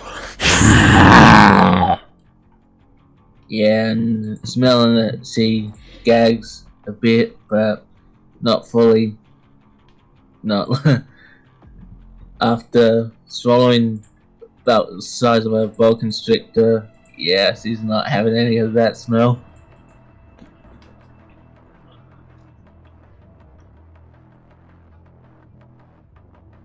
Millhouse. Oh, I missed my doggo. I'll cast Branding Smite, my nice little dagger. And that, I expected that to populate the spell card. But Oh, if you hit, just use that damage. Yeah. Actually, Turi's got those zombies down there. Actually, I'll attack the T-Rex. Okay.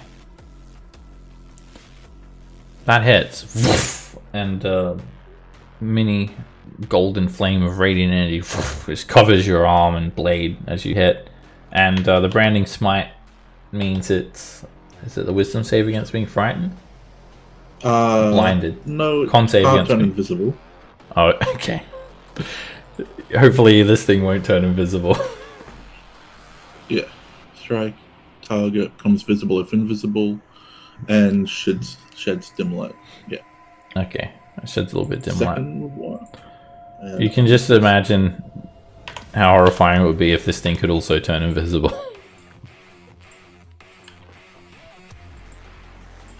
That just means that. You go to swing again, Millhouse, but it's a miss. And I'll cast Sanctuary on Turi. If you do a spell as a bonus action, the only other spell can be a cantrip. Alright. I won't do that. This zombie just moves up, standing underneath the T-Rex's massive legs, and just tries to slam into you, Millhouse. And poof, it just bounces off your armor. Even. Okay. I'll put my hand over my necklace. And I will. Alright, you hold up your holy symbol to... Who's your god again? Kellenvor. Kellenvor. Thought it was Kellenvor. Alright, you can see all of the undead in the area. So, the zombies. Now, I think there's something with these zombies, actually. Let me just double check. Symbol. Yeah, I think there might be something with them, but I'll need to double check real quick. I think you should be okay. Yeah, they do have some sort of special, because they got this tattoo on their head. Alright, no, you're good. They don't have any special resistance to being turned by your holy symbol. Good. What's your DC? I believe. Let me check. Now, the ones that have the frightened icons will be the ones that are getting turned. If you attack them, they'll no longer be turned. 15. Okay. So this one, that one. Oh, there's one more that needs to make it, and then sorry, two more that need to make it, and then I'll do the T-Rex zombie. Alright, so these two are turned as well. This guy and this guy. And T-Rex zombie is affected as well. You notice the T-Rex zombie doesn't actually have this blue tattoo as well. And it makes a wisdom saving throw. It fails, so it's turned. It'll move away for 1 minute. If you attack it, it will break the turn. This zombie starts to very quickly stagger away from Avon, pressing through the jungle terrain as quickly as it can, taking a dash action. Petra. Does the T-Rex look like it can hit me? Or Its tail can reach you, undoubtedly, but it is turned. So I think it loses its reaction. Or maybe it doesn't actually. just in case, I'll just disengage. Okay, but yeah, it could definitely reach you with the tail.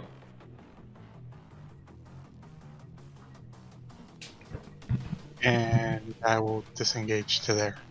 Okay. As some of the undead turn and start to flee, others move up. And this one moves up to Millhouse. Tries to double hand slap him.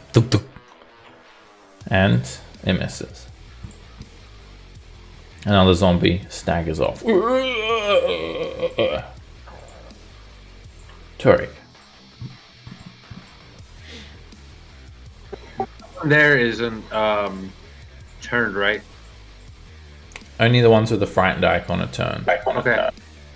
My little name tag covers that like portion. I'm just making sure. Yeah.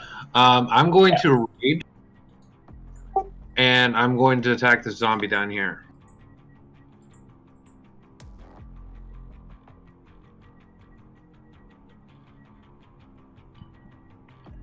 Miss.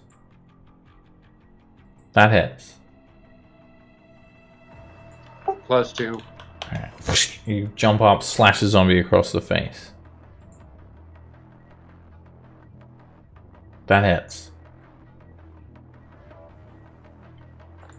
You drag another claw down its chest, and it's looking pretty hurt. That's the end of turn. Actually, I'm going to move over here.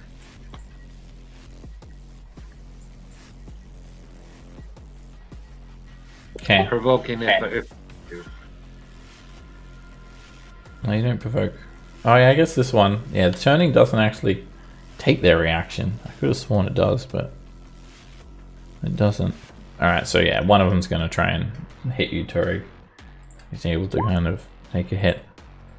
You take 1 bludgeoning damage. Alright, the T-Rex zombie screeches and it lets out a roar, and as it steps away, Dragonbait's going to attack it. He doesn't let this thing get away. He swings with his Holy Avenger, and if anyone else wants to take an attack of opportunity, go for it. Nah, alright. Dragonbait slashes through it, trying to vanquish this beast. Orion, you slash with the claw.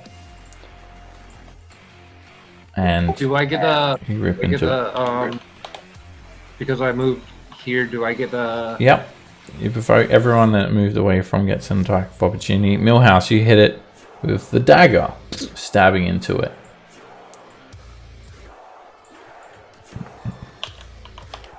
Turo, you hit it with a bite. 2 as well. Okay, you chomp into its foot. And even you've got out a bow. So. Yeah. Alright, it's not turned anymore. And it just turns around and screeches. It opens its mouth. But it appears that there's no zombies left inside. And it's going to swing its tail at Millhouse. I'm ready with a shield. You use your reaction. Oh, that's right. You are correct. The tail hits you for 18 bludgeoning damage. And it just kind of did that as an afterthought, because it's going for Dragonbait, who hurt it the most. And snaps its head down, trying to bite him. It chomps onto Dragonbait. And it goes in Dragonbait's mouth. Takes 44 piercing damage. He's grappled and he's restrained. Oof. And the T-Rex zombie starts to lift Dragonbait up and swallow him. And it's going to start taking him away.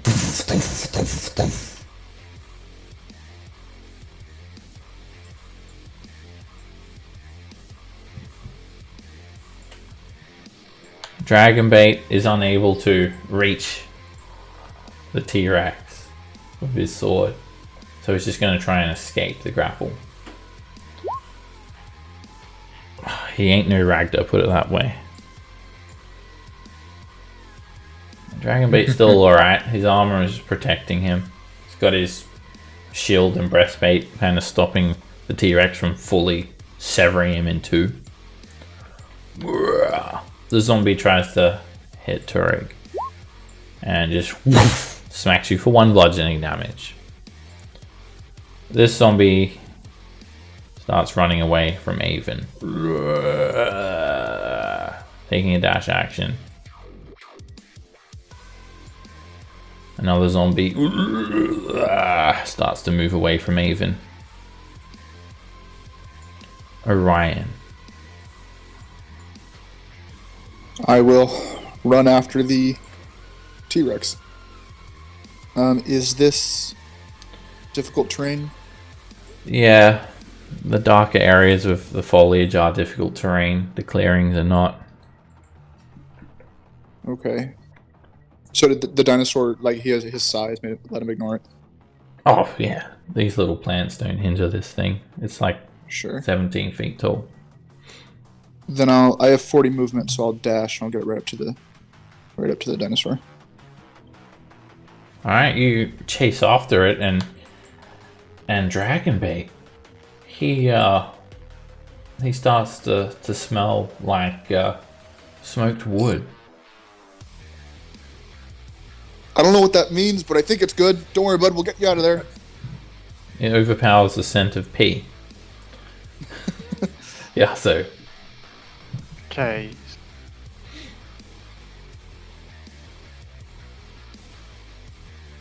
Okay, so hit the one south to me. that hits. I cast Green Flame Blade. Slam it into the zombie. Fire splashes onto that guy. And both zombies are looking quite badly hurt. Okay, so that's 15. When does it start getting difficult, Train? This zombie tries to attack you. Miss. The dark areas where the plants are difficult terrain. So where I am now? Well, no. The dark areas, like these Okay. this area. This is like a clearing here you can go through. These plants. That's 25 then. Alright, And then I'll just... this zombie tries to attack you. And he hits you for 3 bludgeoning damage. And this zombie as well is going to try and attack you.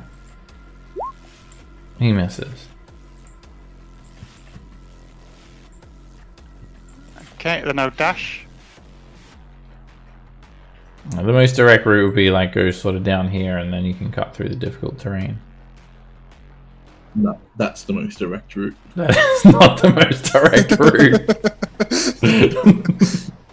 Gotta make sure you get in his space so he can Get in and out of his space. Going in his reach and out of his reach is the most direct route to death. Okay. I think that's about as far as I can go. Jasmine. With the bow in hand, she dashes towards to help Dragonbait.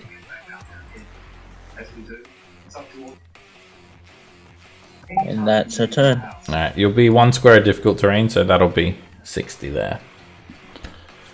Millhouse. Alright. Orange zombie.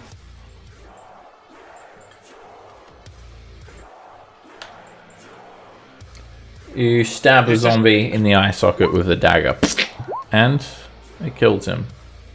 Ah. Cool. Your branding smite's gone, right?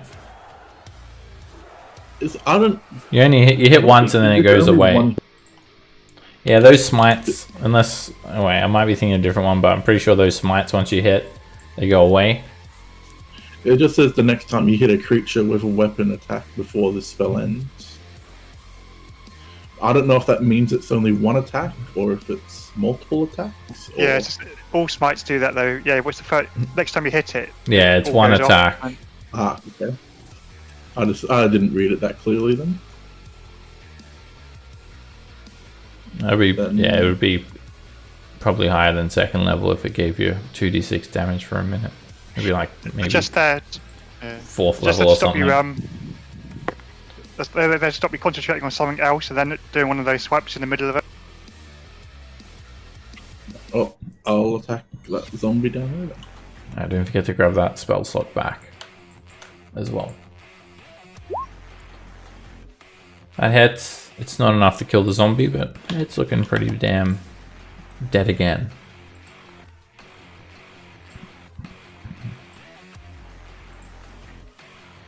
This zombie is just going to attack Turek.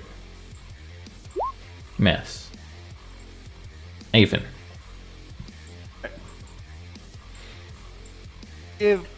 Okay, the T-Rex has Dragonbait grappled. Yeah, Is that correct? yeah. Dragonbait is in the T-Rex's jaw, in its mouth. Okay. And it would need to attack him again to swallow him?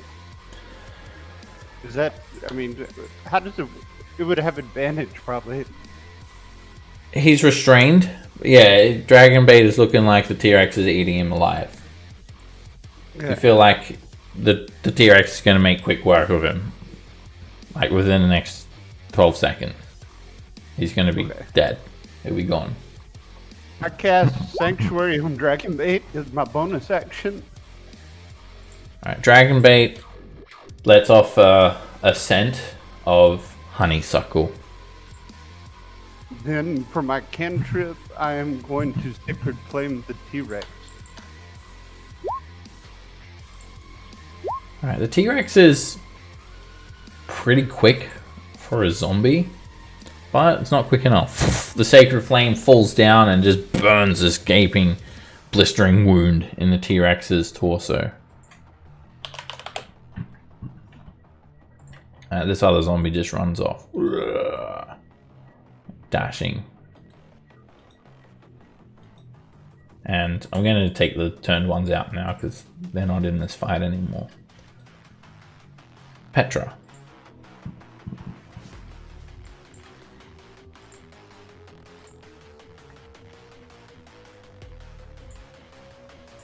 That'd be 30. I am going to try to cast lightning.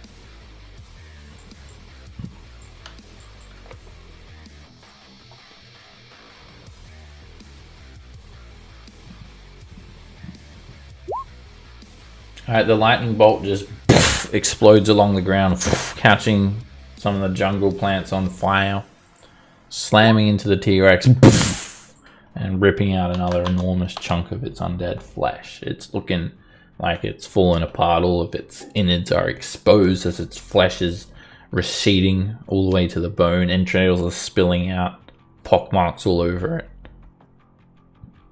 There is also a there's still like a intestine trail leading from the T-Rex to this zombie. It's like there's a zombie like running off, uncoiling its intestines like a rope as it's running off. Torek. Oops, did not mean to take that icon. On the zombie to the left of me. That hits.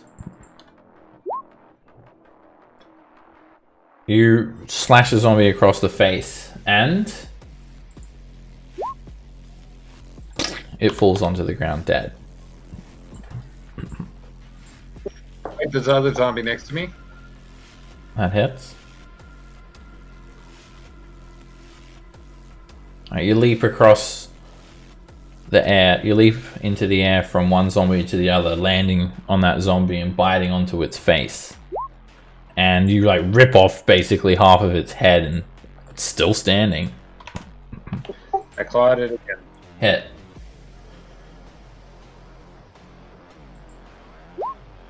You slash a claw down its neck and down its torso, landing on the ground, and this thing's entrails spill out all over you, and it doesn't fall. You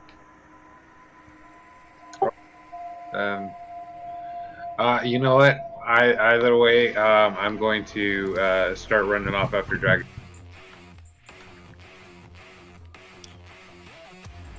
Zombie Sorry, Seb. hits you for 2 bludgeoning. Okay. Sorry, Seb. With the 2 rage damage, does that make a difference on his save? The 2? That doesn't. Oh yeah, it would be 7, right? Rage doesn't apply to unarmed attacks. It's only melee attacks. No, yeah. Rage applies. It's melee weapon attacks, which is a physical attack. Melee weapon attack doesn't mean an attack with a weapon. It means it's like a physical attack. So there's like melee weapon attack and melee spell attack. They're basically the difference between physical or magical damage. It's confusing. I say weapon. It's dead. What? Yeah. If it says an attack with a weapon, that means weapon. But if it's merely weapon attack, it means it's like a physical attack. And it's my not bite and my claws say melee weapon attack. Yeah. So it would have been a 5 for that. They're also 11. yeah, it's dead. Also, just to add confusion, they're actually not unarmed strike either. Just to add more. He's technically. They're natural weapons. They're not counted as unarmed strikes. Anyway, all right, you run over. I know there's a bunch of difficult terrain. I think that's as far as I can get right there. What's your movement? I thought they were quick. You moved. Which square were you in? This one? I was in this one right here. Yeah, you're pretty much stuck by all the foliage there. That would be 35. Yeah. And I can't find my EOT button. Sorry. Oh, there it is. Alright, T-Rex is going to make a wisdom save because he's going to try and bite Dragon Bait. Alright, he has to select another target. So, he's going to drop Dragon Bait. The magical force that surrounds Dragon Bait prevents him from swallowing the creature, so he gives up and just kind of basically spits Dragon Bait out onto the ground, and he tries to bite Orion instead. Goodbye, buddy. I'm fine. How does it feel, Orion? Ragnar whispers. Alright. You get extremely lucky because it only just catches you with a couple of teeth. 16 piercing damage. You're mostly, or 8 piercing damage, you're mostly kind of in its tongue and the roof of its mouth. You are grappled and restrained. And yeah, it still tries to flick its tail at Dragonbait. Actually, no, I guess it'll make more sense to flick its tail at Jasmine. Oh no, Jasmine's too far away. It's gonna have to be Dragonbait. Alright, it gets through the sanctuary, and yeah, in frustration, it kind of, you know, spits Dragonbait out, gets some new food, takes Orion, and as it's trying to take Orion away, it just dismissively smacks Dragonbait straight across the face. And then it starts running off with Orion. Its enormous footsteps just crumpling everything in its path. Neat. Well, I think we're gonna have to accept Orion's dead. How dare you? You guys... I could have taken an attack of opportunity, but I used it last. You were like 30 feet away, 15 feet away. Yeah. Dragonbait, you guys trying to save Dragonbait, and he tries to save you guys back. He takes a dash action and he kind of wades through all this difficult terrain, trying to chase after it. The T-Rex zombie is undoubtedly quicker than you guys. Orion. Come on, Orion, I did it. Oh, with a challenge like that. After falling 100 feet, mind you. Is it trying to escape an action? Yeah, to break a grapple is an action. It's an athletics or an acrobatics check. Yeah, I'll try to escape. And I have advantage because rage? Yeah. Rage gives you advantage on strength checks and saving throws. Oh my god. You're trying to open the T-Rex zombie's mouth, and you almost get it open, and then it just snaps back shut. Imagine if you didn't have an advantage, though. Oh, wait, you don't have to. Well, that's all I got. Yeah, I didn't have such trouble getting out of its mouth when I was bleeding out. Rag, to shut up or I will throw you down its throat. Okay, alright. Yazo. So it's 10 to move through these two bits, is that right? Yeah, all of these squares are going to be difficult terrain. It's just thick jungle. Plants, vines, trees. You're basically cutting your path as you're moving.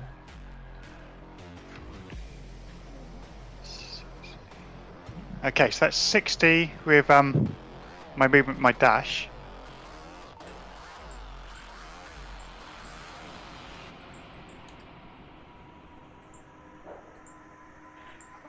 You're not going to let me use my short bow. I can use my short bow because I took my shield off, didn't I? So I can use my short bow?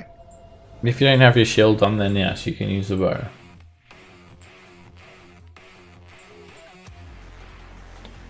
That's a hit. You sink a bolt into the zombie's eye socket. It screams, it flicks its head, and it's still alive, even with the arrow sticking out of its eye. That's all I can do. Jasmine.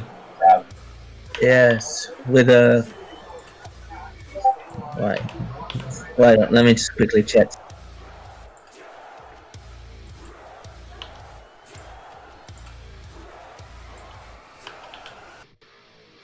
Okay. With a natural instincts telling her what to do, well, ranger abilities, she's looking for the less matted, which is next to Yazo, so she moves to there and then takes a couple of shots.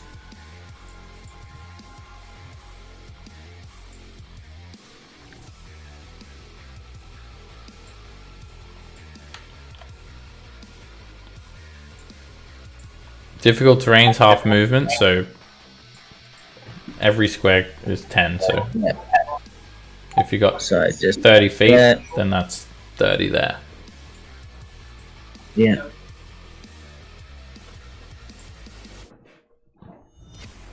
Here comes a couple of arrows.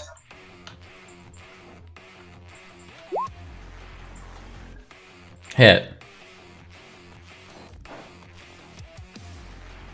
You put an arrow straight through his neck. The beast is still standing. Last one for this round.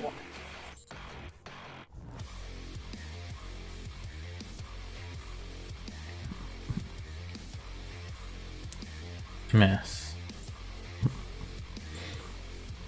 Did you lose concentration, Millhouse? No. Okay. I shouldn't have. Okay, because that's the Maybe only I thing did keeping get this hit thing that one. illuminated at the moment. I did get hit that one time. I don't know if it... I didn't see a con save for it, though. Or maybe you didn't have the icon. That's alright. Make a con save now for that. Since your turn's coming up.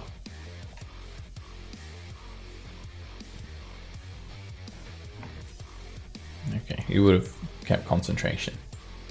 Alright, end of turn, Jasmine. Millhouse, your turn. You can vaguely see this glowing outline of the zombie. It's the only thing illuminating it as it's taking Orion away. For a firebolt. The firebolt hits it. The T-Rex zombie starts to burn. Its flesh dripping off onto the ground. Even. Where does the difficult terrain start? Right here? In front of me? The difficult terrain, it is the darker areas on the map. So, like, It starts by this tree here. yeah, That's why I there's some started. trees there. If it depends on where you're walking, depending on Right where there. you'd go like that. That would be difficult terrain. Okay. I am going to... Alright, Avon, you line it up with the longbow. And you hit it straight in its skull. It screeches. It drops Orion from its moor. It staggers. It takes a few steps through the jungle. And then the entire beast collapses like a massive fallen tree.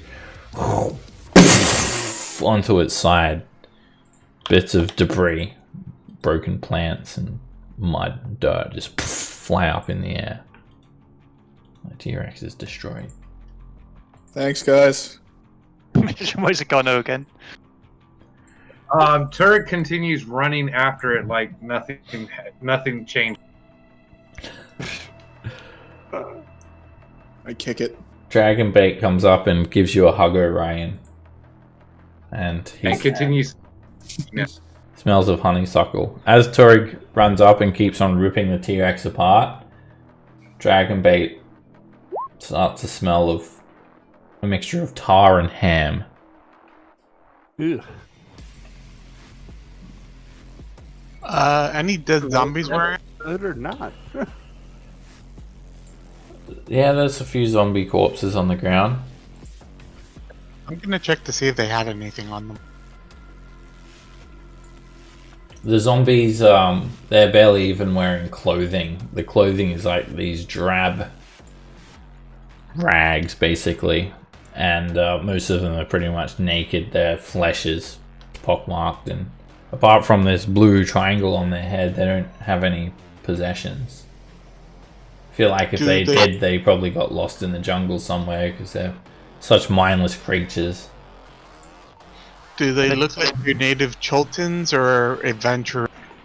They look like they look like Choltons. And the T-Rex hasn't got any symbols on it. No, the T-Rex does not have the blue triangle on its head.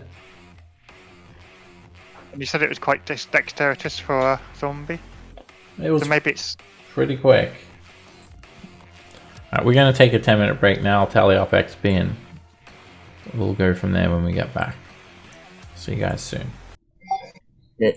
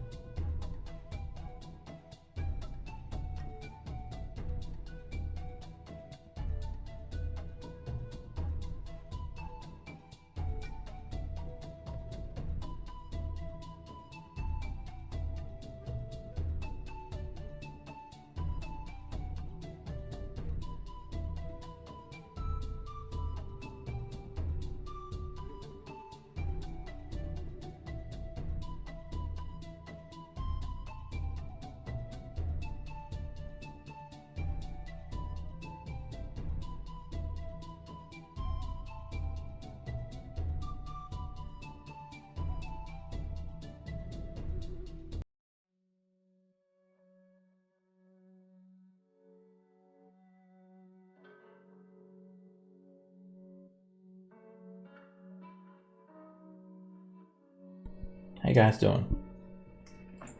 Good. Good. Pretty well. Is everyone back? Yeah, I'm back. Yep. Alright, this is just 10 minutes after the fight, as you guys have made sure everyone's alright and gathered to try and camp. From the zombies, can I? Is the symbols still on their forehead? Yeah, it's emblazoned, it's like burnt onto their heads. It's like a tattoo. Can I try to identify it in any way? See what it actually does, or tell? know. Do you have identify, detect magic, if you think it's magical?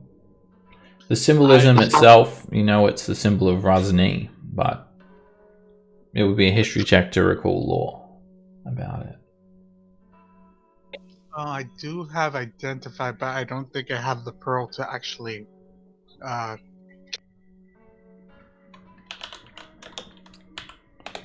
will ask Millhouse if he can detect magic and see if he finds anything. I mean, they're reanimated dead. No doubt they're magical. Well, if things are instantaneous, then they're not magical. Like any spell that's instantaneous, like animate dead, they don't actually resonate with magic. Well, you know that the blue triangle is a symbol that these are Razni's undead. You could make a history check to see if you know anything about it. If you want to tell if it's magical, then yeah, that would be detect magic or identify. You've no idea, Petro. You only just learned about it from the Guardian Naga. Should we expect those zombies back? A lot of them ran off. I mean, come on, they're zombies. It's not like they're gonna remember where we are. That's fair. But they might like wander randomly back to the camp is my point. Let's set up a watch like normal, I guess. Yeah. Good idea. Okay. Alright, you guys make for camp and you wake up the next morning. The defenders back. Hey, Seb, question. Yeah. In this campaign, when we at camp and wake up the next morning, does that count as a long rest as far as spells go? Yeah, it's a long rest. Okay. Every day That's going to change. is a long rest. It's day 52. Food's starting to get a little bit scarce, and same with other things like insect repellent. But all in all, things are going good. It's dry and sunny today. There's not a drop of rain. So those of you that have the spells will need to consider saving those spell slots to create food and water. You've got Dragonbait with you now as well. Dragonbait has his own supplies, but he too needs water. The water skins only hold so much. So the amount of water that you guys need has increased by a couple of gallons. I'll just calculate how much that is. What sort of armor you've got on, even? Studded leather. Light, okay. Jasmine, you've got light armor too. Millhouse got heavy. 4, 6. Medium. Is it medium? Okay. Yeah, scale now is medium. Okay, sweet. I've got the slot for V8 food and water. Okay. So. Alright, you actually need 30 gallons at the moment. 30 gallons of water. I believe I can take care of 20 with the second level spell. I've got 8 gallons from the alchemy jug. Okay. Maybe keep a first and a second level spell handy then. Keep that in mind. Alright, it's the next morning and you're within the vicinity of Orolunga.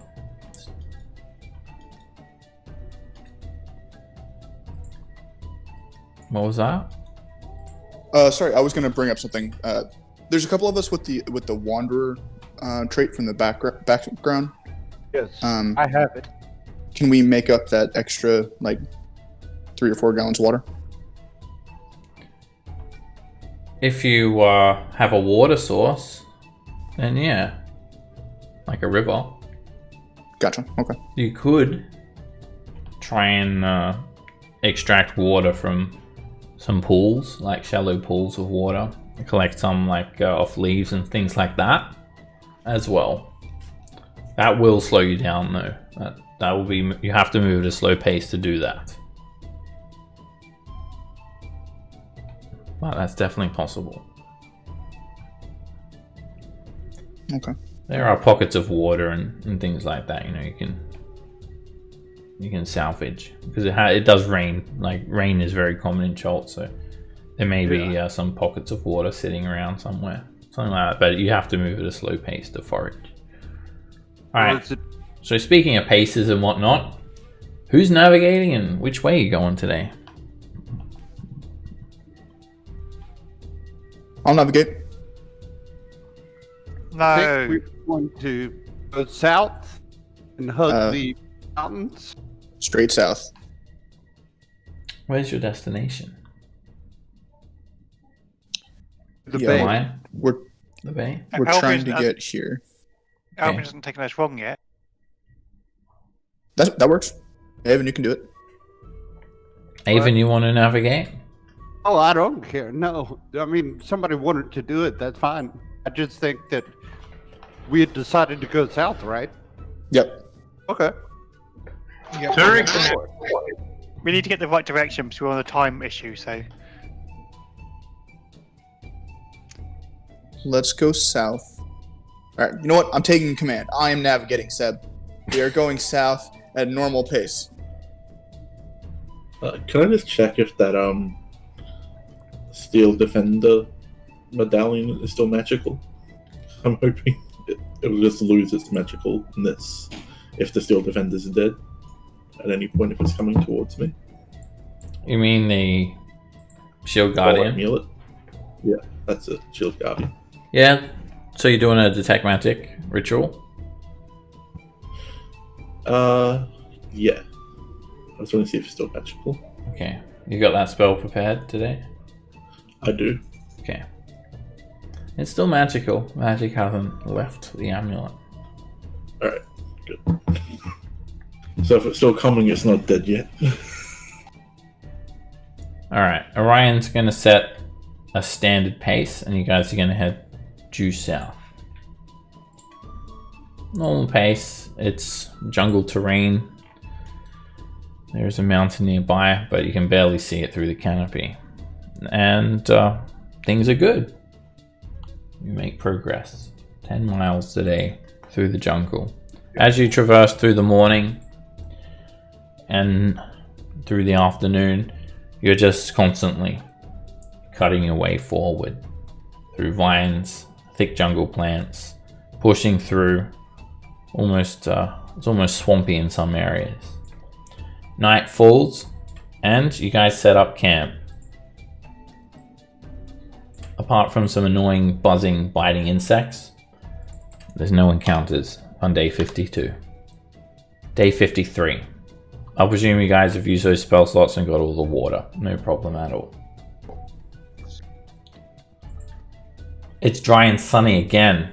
Could this be the end of the wet season? It hasn't rained now for 2 days. That's the first time this has happened on your journey.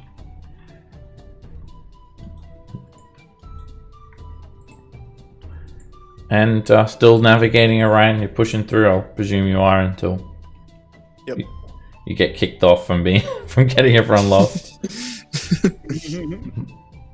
Okay, you're actually traveling along the mountainside now, and you're able to use it as a bit of a landmark. As long as you hug the side of the mountains, the Mistcliff Mountains, it's harder for you to get lost.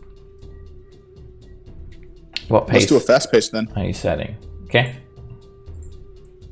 Fast pace.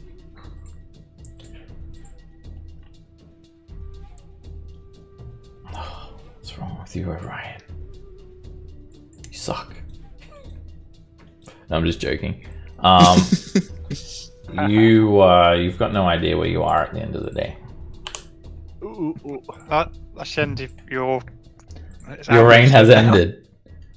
All right, Yeah. let's just see how the day goes in terms of encounters. Travel through the morning, noon, and okay. As you guys travel, it's high sun, and you start to see some scorch marks. Some of the plants have been burnt down. There's almost like someone has burnt their path through the jungle. And as you're moving so suddenly, you happen upon a large group of things. They, everyone make a history check.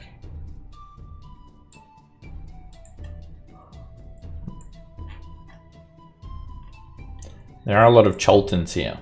Native Choltons wielding Ikalwas. About 6 of them. There are some ruins about here as well.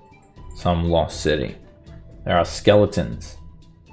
And there are wizards wearing red robes with bald tattooed heads. And Millhouse and Yazo and Petra, the 3 of you recognize them as red wizards of Thay. Millhouse, you can't remember too much about them at the moment. You know that they're bad news. Petra and Yazo, you know that they're from Thay, which is like a scourged undead land east of Faerun that is home to just undead and very powerful spellcasters. In fact, the red wizards pride themselves on their magic, and animating dead is just a part of their way of life. They live with zombies and skeletons and other undead creatures. So when you come across them, you're a little bit weary. You just kind of get through the clearing and you happen upon them. And there are 4 of these red wizards of Thay. And Dragonbait draws his sword. He looks very hesitant of them. In fact, he actually he starts to smell like ham, and he smells like ham when he's nervous. And honey? When does it smell like honey? The honeysuckle is when he's like concerned, or his tenderness. Well, go on, negotiator. Negotiate. They seem to be searching around here as well. They're like looking through these ruins. And one of them, a female, she steps forward. You can see a tattooed head. The symbolism of Thay. She looks pallid. They all have these signature red robes. And she looks at you guys. Holds up her hand. No need to draw your weapons, she says. We are not looking to fight. You do not need to fear the skeletons. They are under our control. They'll not harm you. They're not like the other zombies that wander around here aimlessly in the jungle. These ones have discipline. We did not expect to see others here in the jungle. Please tell us what you're doing out here. We're just trying to get to the bay, moving through the jungle, trying to live another day. Ah, well, We welcome you. Please, we were just about to break for lunch. Would you care to join us? So it's day out right now, right? Yeah, it's high noon. And surprisingly, the Red Wizards seem pretty kind, welcoming.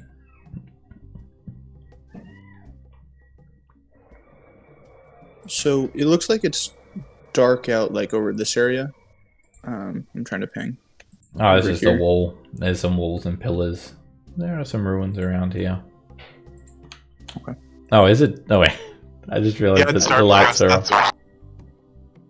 Right, let's turn the lights on. That And there might was light. change things a bit. Oh wow, there's more than 2 people. Yep, 4 red wizards, 6 guards, 3 skeletons. Ah, sorry, 5 skeletons. You do not want to fight. You don't want to fight. No, we don't want to fight. All Don't right. turn undead in there. It is not often that we meet Faerunians. Come and join us. We've managed to procure some food. Cool. What are we eating? Phasma, what did you say you have? Some sort of root, I think, Zagmira. Huh. It's barely a step up from the common fare that we eat in Thay. Yes. Such pleasures to eat fine foods. You Faerunian people must divulge what it's like, for we do not have the pleasure. Are you all from the Sword Coast? I think most of us are. Hey, quick poll. Is anybody not from the Sword Coast? I'll yell back, yell companions. Me is from Chulps. Besides Jurg. And you notice that there are some native Cholton guards among their group. They seem to be guiding the Red Wizards. And they kind of point to you and say, Batiri, Batiri. And they come up and they start doing some kind gestures and talking amongst themselves in Cholton. Well, I'm sure we have many stories to share. We won't be here for too long. We're trying to find a city named Omu. Omu? Yes. Omu. Do you know something of Omu? I've heard of it. People keep saying its name here in Chult. It must be very important. I can only presume that you are trying to search for the source of the death curse. There would be no other reason for a group of adventurers such as yourselves to be traversing these dense jungles so far from Port Nyanzaru. Well, right now we're trying to find a pair of our dwarf friends that we think might have ended up in a mine not too far away from here. Oh. But you are trying to look for the source of the death curse. Once you get your dwarf friends back with you all. Yeah. There's a mighty reward. You do know that the Soulmonger is in Omu, yes? The Soulmonger? Oh, yes. The device that is devouring souls. The cause of the death curse. Yeah. Wow. What do you know about it? I know that it takes one's soul and keeps it from heading on to the next life. It also prevents the soul from returning to the body. But it's more powerful than that. We are yet to understand it. We've been sent to try and put a stop to it. Prevent it from continuing this. Can I make an insight check on whether she wants to put a stop to it. Yeah.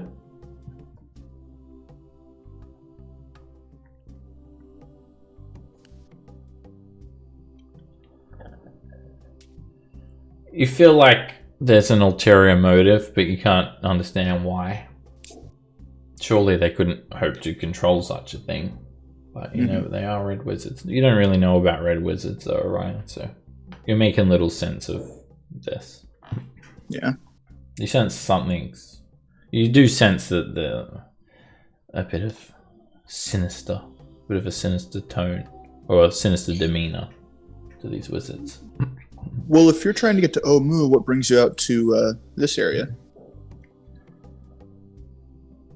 We're traveling Do you think there. it's...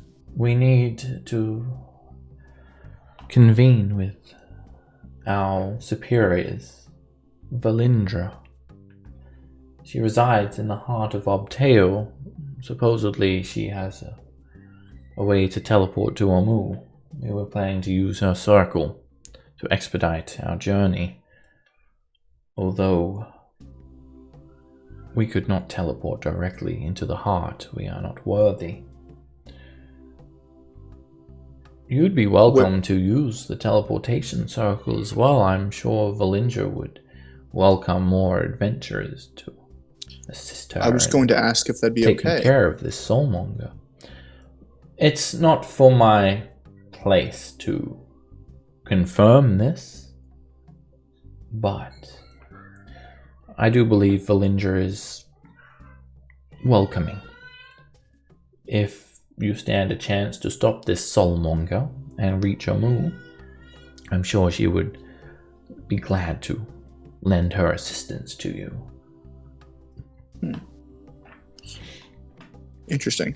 It's not often that my kind work together. May I introduce you to Thasma, Yamok, and Asbara Joss. And she introduced these three red wizards. They all have bald heads, they all have tattoos on their heads, and they all wear these signature red robes. Hi guys, nice to meet you. Do those symbols on their heads look familiar at all to the symbols in the zombies' heads? No. They're not alike.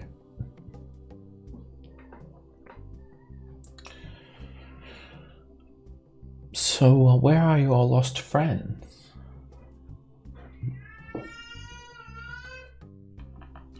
Sorry, I didn't catch that. Where are your lost friends? Well, we don't really know. They're kind of lost at the moment. We think they're headed to some mine, and we know there's one in the area, and we're trying to look for them. But we might get distracted by your offer of an expedited route to Omu. Oh, how are you traversing these jungles, may I ask? With difficulty. You're going blindly? Have you made some sort of log of your travels? Do you have some means of navigation?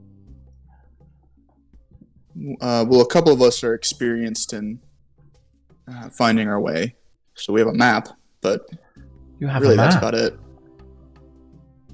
A map? May I see the map, please? I can point out the location of the heart of the Obteo. We have been using spells for augury and scrying to navigate our way through, and they have been unreliable at best. However, if we could help to get our bearings, well, undoubtedly we'll reach the heart of Obteo first, but we'll be happy to recommend you all to our master, Valindra. Well, that sounds good to me. Hey guys, that's not okay? Let us need to see that map. We need to see it. Let us see it. Okay, that sounded ominous. I would like an insight check, please. Yeah, same. Yeah, you can make an insight check if you think maybe, this is the most detailed map of Cholt in existence. There's no other map like this. It's one of a kind. You don't think that she's going to do anything, like try and steal it off you. You're not getting that vibe off her, but you do see that she really wants to see it. You can note that in her body language.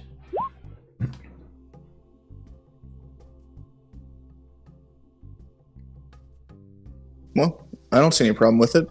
Who has the map? Avon, do you have the map? You've got the map if you're navigating. Not sure where I put it. Whoever's navigating would have the map. That's you, Ryan. Oh, I have the map? If you're navigating, then yeah. Sure, yeah. I'll lay it out on this, like, stone thing here. Interesting. So detailed. Oh my. You've made quite a journey indeed. Huh. You've already got it marked on your map. How did you see the heart? How did you know of its location, may I ask? Well, when we were here in Mbala, we actually had a beautiful view, which allowed us to see a couple of major areas, and I think that's when we caught a glimpse of the Heart of Obteo. Do you mind if we fill in a few details? We have a similar map, I must admit. I apologize for not showing it to you first, but now I see your map is far more detailed. I can tell we have little to offer you. We could fill in a few of our blanks while we are having our lunch. Absolutely. Maybe you could help us out. We actually don't know where we are at this precise moment. Can you help us out with that? Oh! I guess we do have something to offer you. Yes, you're about 10 miles east of this peak of the Mistcliff Mountains. Right here. I see. Now, forgive me, but if you're traveling south from Orolunga, it would be wise to head this way. I'm not sure why you would be heading southeast. She says that like loud enough for everyone to hear, so you guys now know that you're being lost. How does she know? That's why that was. You got us lost again, Orion. I'm fine.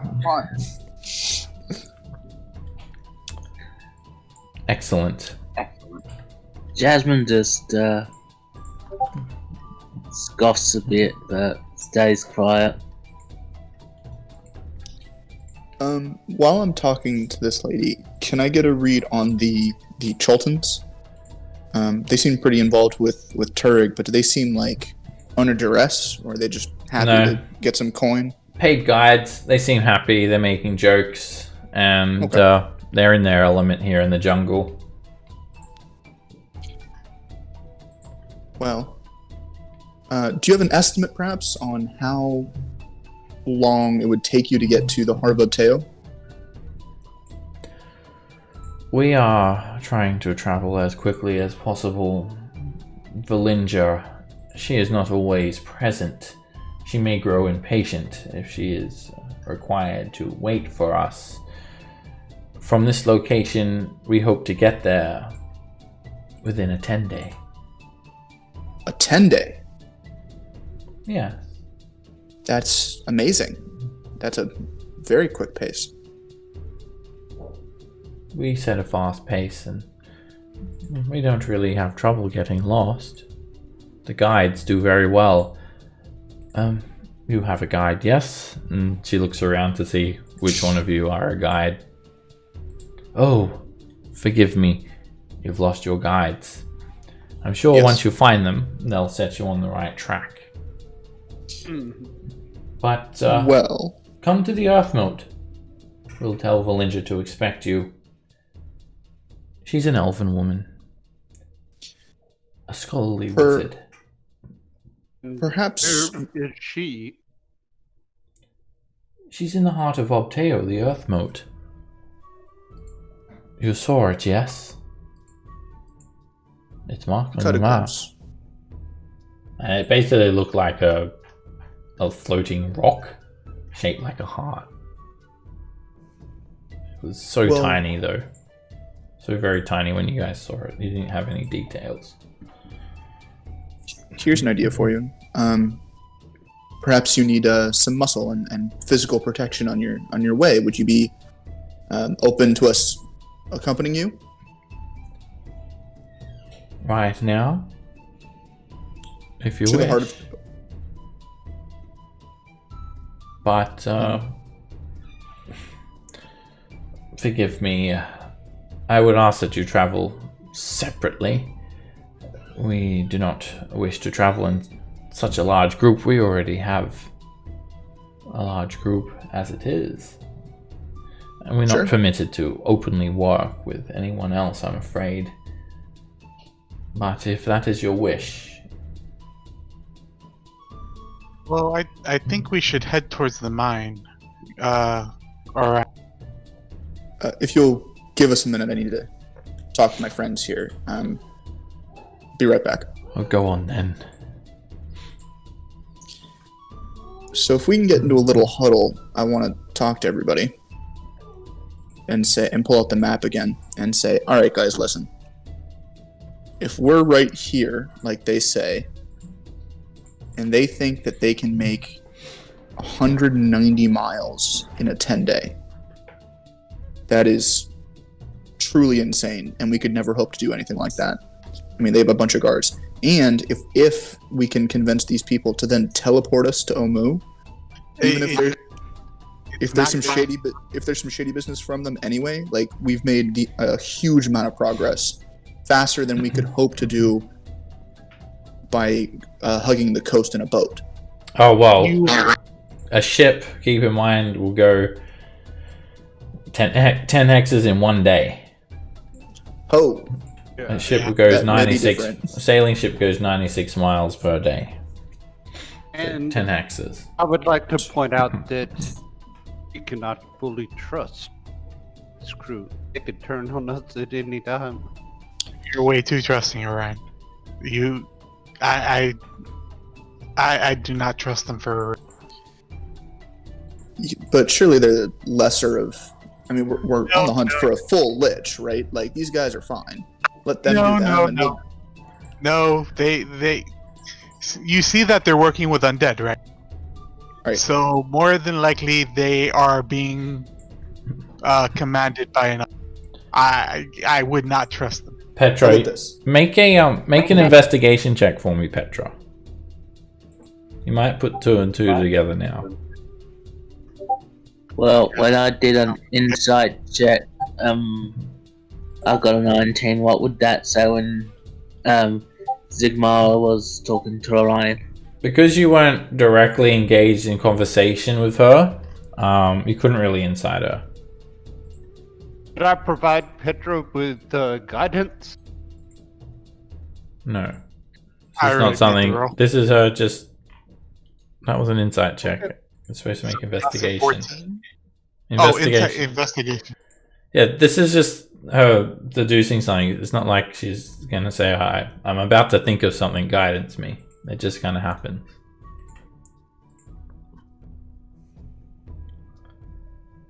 You know something, like with your history check from earlier, you do know something about the Red Wizards of Thay that may be cause for concern. It's the ruler of Thay, Saz-Tam. Actually, I think you guys have already kind of heard of him anyway. Yeah. He has, his grip has absolute power in Thay. And the reason why I'm mentioning this is because he is a lich. Liches need to find souls and fuel their phylacteries with souls. If the souls are being sucked into the soulmonger, they're not able to fuel their phylacteries. So you have the motivation for the Red Wizards wanting to stop the phylactery, but knowing the Red Wizards, I mean the soulmonger, knowing the Red Wizards, you feel like if they could get their hands on such a thing, well, they've got their own soul-sucking device. Yeah, and Zaz-Tam I know is evil, right? Yeah, Or he has. known for being very nice. Yeah, doesn't have the best reputation, but I think Syndra did mention that he is like. I think you guys might have met him actually. He is like a silent interest in your expedition. He's the one that actually kind of helped fund your expedition a little bit. All right. Listen to this argument, right? So, I mean, possible bad guys, sure. But they're going to get to Omu in a 10-day and a little bit, no matter what. Whether we intervene with these guys or not, that's just going to happen. But if we follow these guys, we are guaranteed to get to the heart of Obteo as fast as they do. And even if you don't trust them, we can watch them. We can be there if they try anything shady, and we're guaranteed to at least not be behind when they get to Omo. You can't really say you're guaranteed because they're saying they have a teleportation. They might have a teleportation, but you're not sure if they can actually teleport to Omo. You don't know if there's a ship in the mines. There could be a ship there. And we could go over there and they kill us and then make us undead. I mean, that could happen in literally any part of Chult. Anybody who would join with undead is not to be trusted. If you guys met these like red wizards in Faerun, they'd probably be arrested on the spot just for being red wizards. They have an evil reputation. They could even be just killed on the spot in many lands. I think in Baldur's Gate they're killed on the spot, aren't they? Yeah, they would be. They seem fine to me. Thank you, Turk. Oran, your judgment lately has not been worthy. I'm vetoing you. Veto. There are means to an end. This is a good idea. Veto. If we can't get a ship in Jahakata Bay, I will say I told you so much. Yeah, I think. You guys want to take a vote then? I think I know how it's going to go out. You can try and go with the red wizards if you can trust them, and perhaps if you get to this heart of Obteo, then you could get there within 10 days. Or you could try and get a ship at these mines, at the bay at least. Find your guides, and it would be a 4-day journey, a 5-day journey to get to Omu. So either way, split? I think it's almost a little bit quicker if you went to the heart of Obteo. That presumes that you're traveling at a fast pace every day and not getting lost. That's a very big presumption. I see 5 votes. We need 2 more.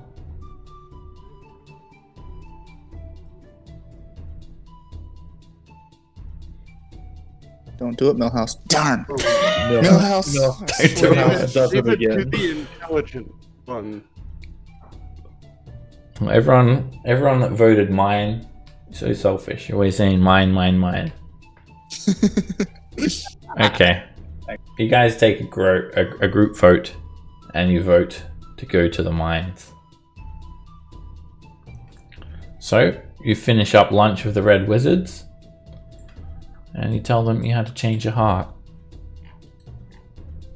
Oh, well, I do hope you'll find your friends. And if you do happen to make your way to the heart of Obteo, the offer will still stand, as you've been very kind. I appreciate it. Thanks for the food and good luck. Not the encounter I thought I would have with Faerunians. Goodbye. Later. Thank you for the hospitality. And they go their separate ways. Or you guys go your separate ways. Did they fill up our map more, or they had what we... They had a shitty map. At best. Alright, so you guys continue traveling and night falls. And you guys are just kind of making camp again.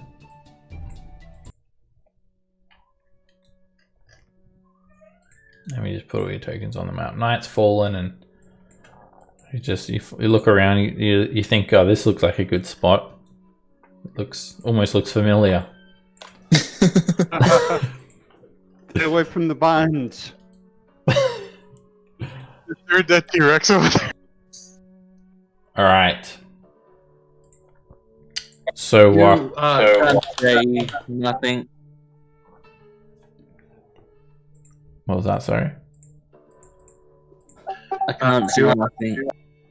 Oh, where are you, Jasmine? Well, Oh, you're not scented. You can see now, right? what does Dragon Bake smell like? He Very smart. he's not really letting off a scent. He doesn't always smell. What scent was he giving off around the Red Wizards? He was giving off He violets. He was smelling like violets, which is danger or fear. There you go. Do I need to create or destroy water? Do I need to cast that? Yeah, you need to make 30 gallons? Before we roll. I will cast it at first and second level. I've got Yeah. 8 on the major. What was that? I can cast create food and water and create 45 pounds of food and 30 gallons of water.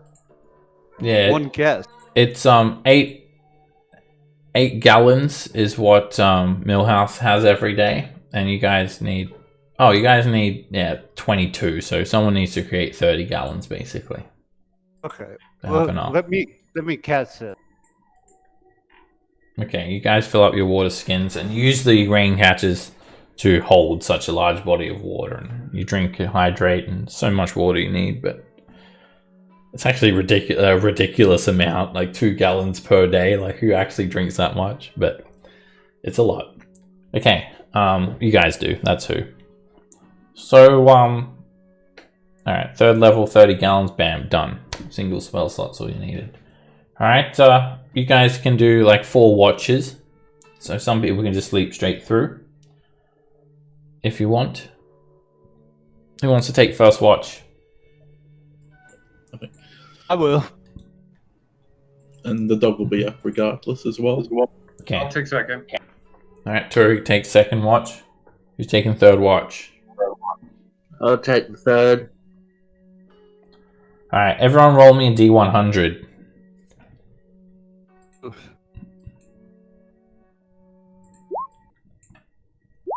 Something happens during the night. You think you're having a safe sleep here in the jungle, but you're wrong. As you're sleeping, a swarm of centipedes try to bite Millhouse on the butt. Danger. You laugh. That shit will hurt. Alright, if you were okay.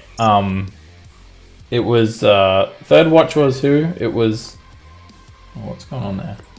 Even with Jasmine. her.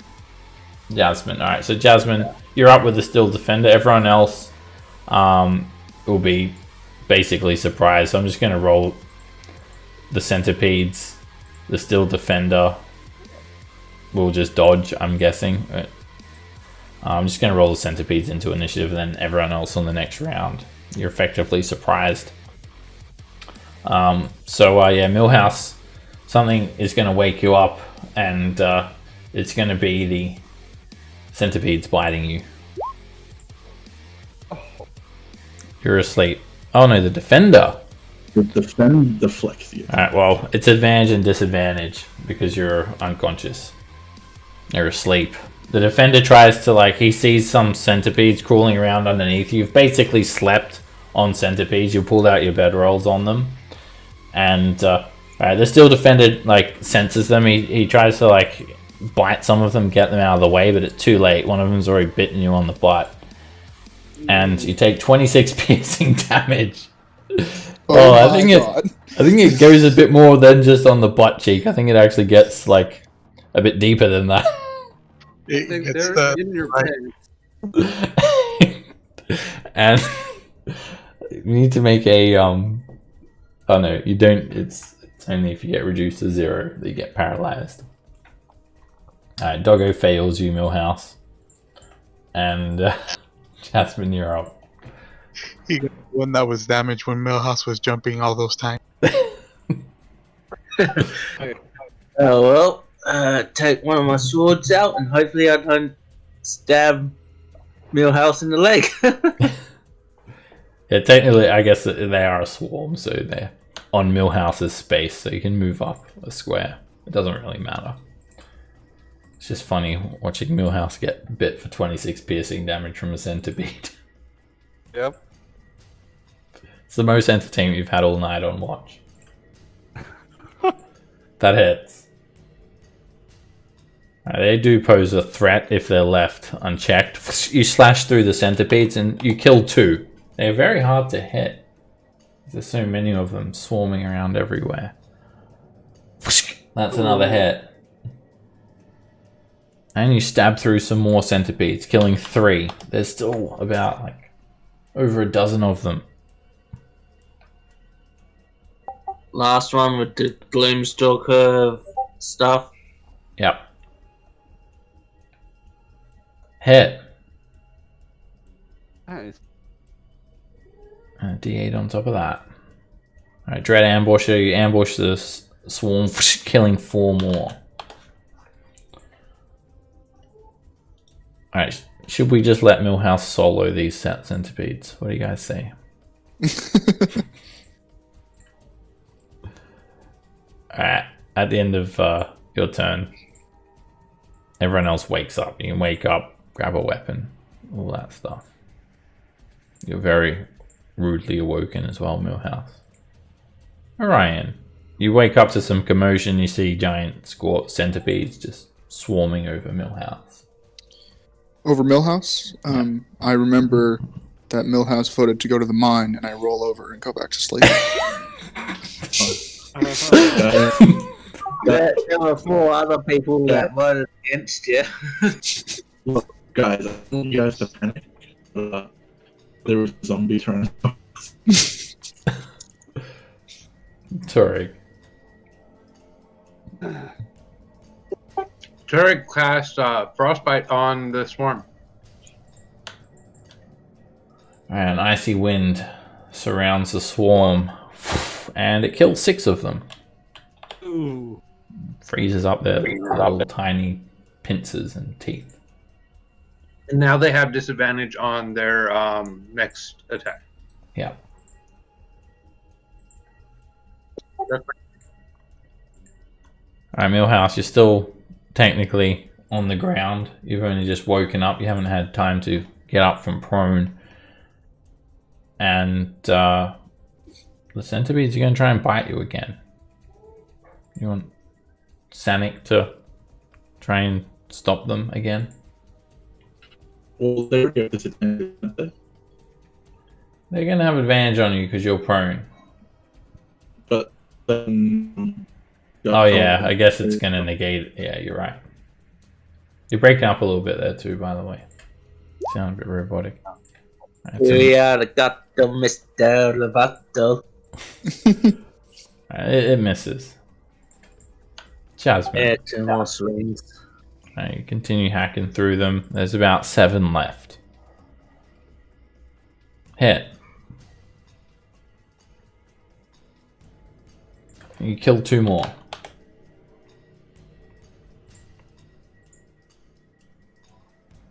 Hit.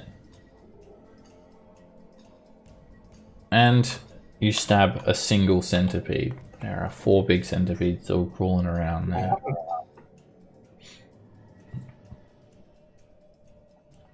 Avon. Alright, you just wake up, turn over. Some people still kind of waking up, and then there's just enormous gong sound that just causes the centipede's chitin to melt away. And all this juice kind of rots and starts to seep out of the centipedes. Their shell dissolves, and if you weren't fully awake, you are now.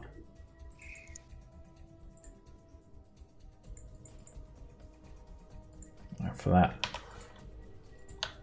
brave encounter, Millhouse's butt gets 14 XP, and so does everyone else from watching that show of bravado. Alright, that's just a little bit of entertainment that happens during the night, and other than that, everyone can take a long rest now because you wake up the next morning. We'll just check out the situation here. It's day 54. And it looks like the wet season is not over yet, because today it's sunny with rain showers. It's raining a little bit. Not enough to collect all the water you'll need, so you'll need to reserve maybe a second level slot.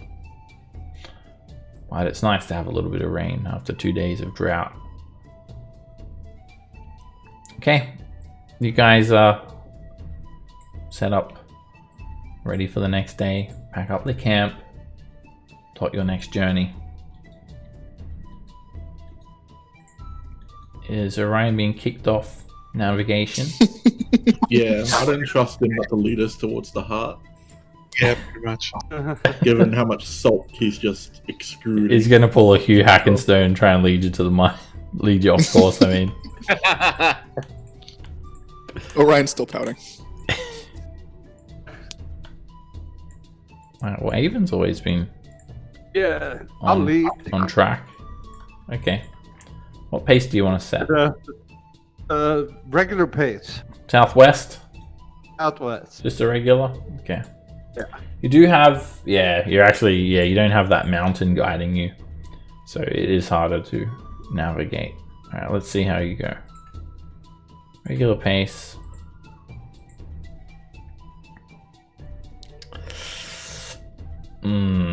About that. You don't know where you are. You've immediately lost yourself. Me should try guiding. Yes. You guys don't have any more encounters, but another day goes by. Make sure you're all rested up. Days are ticking. It's day 55. Turg, want to take over? Yeah, Turk's gonna try to go southeast towards the mine, or southwest towards the mine, and at a normal pace. Okay. All right. Let's see how you do. All right. You can find where you are on the map, and this is the hex you're in, southeast of Orolunga. You got us wrong way. Yeah, you've kind of gone around in a circle, but at the end of the day, you meet the base of the mountain again. Right, no more random encounters. We'll just focus on navigation. Day 56. You know, we wouldn't have gotten lost if we had followed the Red Wizards. Yeah, but we would have died. Oh, I have no idea where we're going. Who wouldn't say that they'll try to sleight of hand our map out of our noises, huh? Why do we need the map anymore if they could have just guided us to a moo? It's the fact. Could have also killed you and made you undead. You have no idea if they would have done that or not. Pretty sure they would have. You That's- can- Well, I'm pretty sure that we're lost. All right, Turig. It's not us. You On our way. You come to the base, the foothills of the Mistcliff Mountain, and you can use the mountain range to guide you, making it a lot more difficult to get lost. What pace would you like to set? Let's set a normal pace to make sure we're still on the same. Okay. And you're doing very well, Turig. Bam. Another hex to the south. No problem. Another day goes by. It's day 57. I won't worry about rolling for weather. I'll just presume you're using your spell slots. This next journey, you won't really have any encounters. Unless everything goes completely awry. Alright, you're still hugging the sides of the Mistcliff Mountains. So we're going to set a fast pace now. Okay, trying to hit 2 hexes today. Let's do it. Fast pace. And bam! 2 hexes cleared in a single day. Hugging the mountain. Very nice. Alright, you're 30 miles away from getting to these mines. It's another day gone by. So we're at day 58. You're in the thick of the jungle again now. You don't have the mountains to guide you. Then we'll go normal pace. Okay. Do you want to do a normal pace for the next 3 days, presuming you don't get lost? Yeah. Okay. And as soon as I figure out that I don't know where I'm at, I have no issue saying that. Okay. Alright, well actually for this first day you can still use the mountains for guidance because your hex is kind of next to it. And that is lucky because otherwise you would have got lost. Alright, you know what? Actually, for the entire 3 days to get there, you actually can use the Mistcliff Mountains for guidance. So you've gone another day now and that's gone well. You're in this hex. You could reach there tomorrow. You can hug the mountain. There's a slim chance of you getting lost. It's up to you. If you want to do fast. Be at mine tomorrow. Good job, buddy. You want to do a fast pace? Try and get there? Absolutely. Okay. Let's see if you can do it. This will be day 60 if you get there. 2 months since you've left Port Nyanzaru. In the end of the wet season.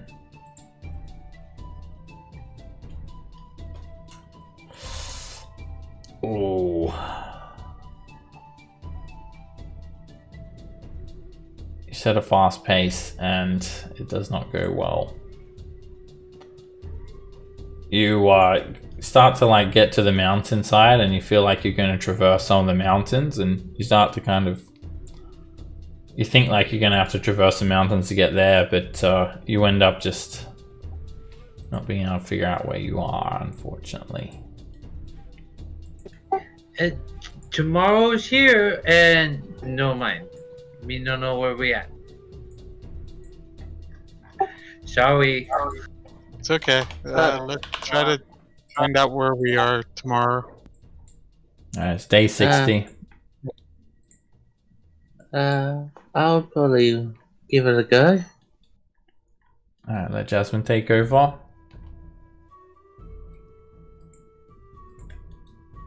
You guys happy with that?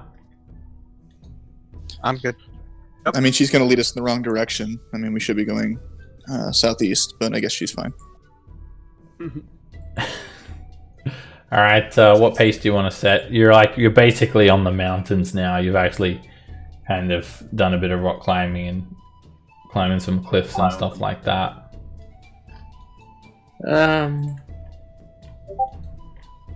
Let's try normal for now. Okay. Now let's see if you can tell where you are.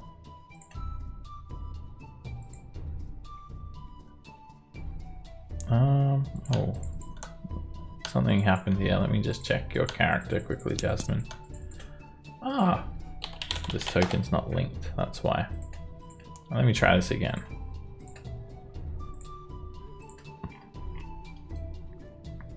You are... you're just leading people over rugged terrain now. You're freaking up in the mountains. You just think that this path's going to take you back down the mountainside and You're just, you can like see the ocean and stuff. You're like, you're not sure where you are exactly, but you're definitely not heading back down to the jungle. I, I guess we were just blind leading the blind. Does somebody else want to give it a go, or do you want to give Turk back the? I will give it a go. See how this goes. Okay, let's see if you can get everyone back on track. Petra, do you want to do fast pace? I mean, you're in the mountains, so you do have a broad view of the surrounding area. You're just having trouble placing yourself exactly on the map. I'm actually gonna go normal pace. Okay. See if we can find. Go slow. Go slow. Okay, slow pace, so we can see if we can find ourselves. I say fast pace. We're already done normal. Here you guys are. You're like, you're on the mountains.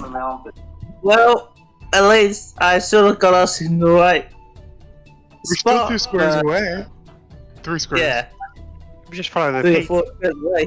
Alright, do you want to head south? Get off the mountain? Old Goblin Parable. To Yeah. go down mountain must go down. Alright, The goblins are truly wise. you alright, you've seen a few terrafolk looming in the sky, kind of watching you guys, but they haven't really bothered you all. And alright, the next day, like, you don't have any combat encounters immediately. What you see, however, first you think it's a terrafolk, but then you realize it's something much, much bigger. It's a dragon. A red dragon. It's flying well overhead. It doesn't take note of you guys. You do catch a glimpse of its glimmering red scales in the sunlight, and it heads south, flying over the tops of the I'm mountains. blanking, alright. Yeah, we've got our landmark to follow now. So yeah, now that we found ourselves, I will give Turek back the map to navigate to the mine. Alright, before you guys go any further, before you get off the mountainside, you come across something. It's a giant on the base of this mountain. It happens upon your alright, so I one-eyed love giant, a cyclops. And it looks at you, and you guys look at it. And that's where we're in the session for today. We'll see what the cyclops has to say or do next week. That was a fun session. Hopefully next the port mine. yeah, without the TPK. I am closing on my house this week, so I will not be here next weekend because I'm going to be moving over. Okay, Good luck. so you guys are near Shilku Bay. No, Jahara Bay. Jahaka Bay. See you later. Alrighty guys, I'll see you next week. Yeah. Good night everyone, take care and bye.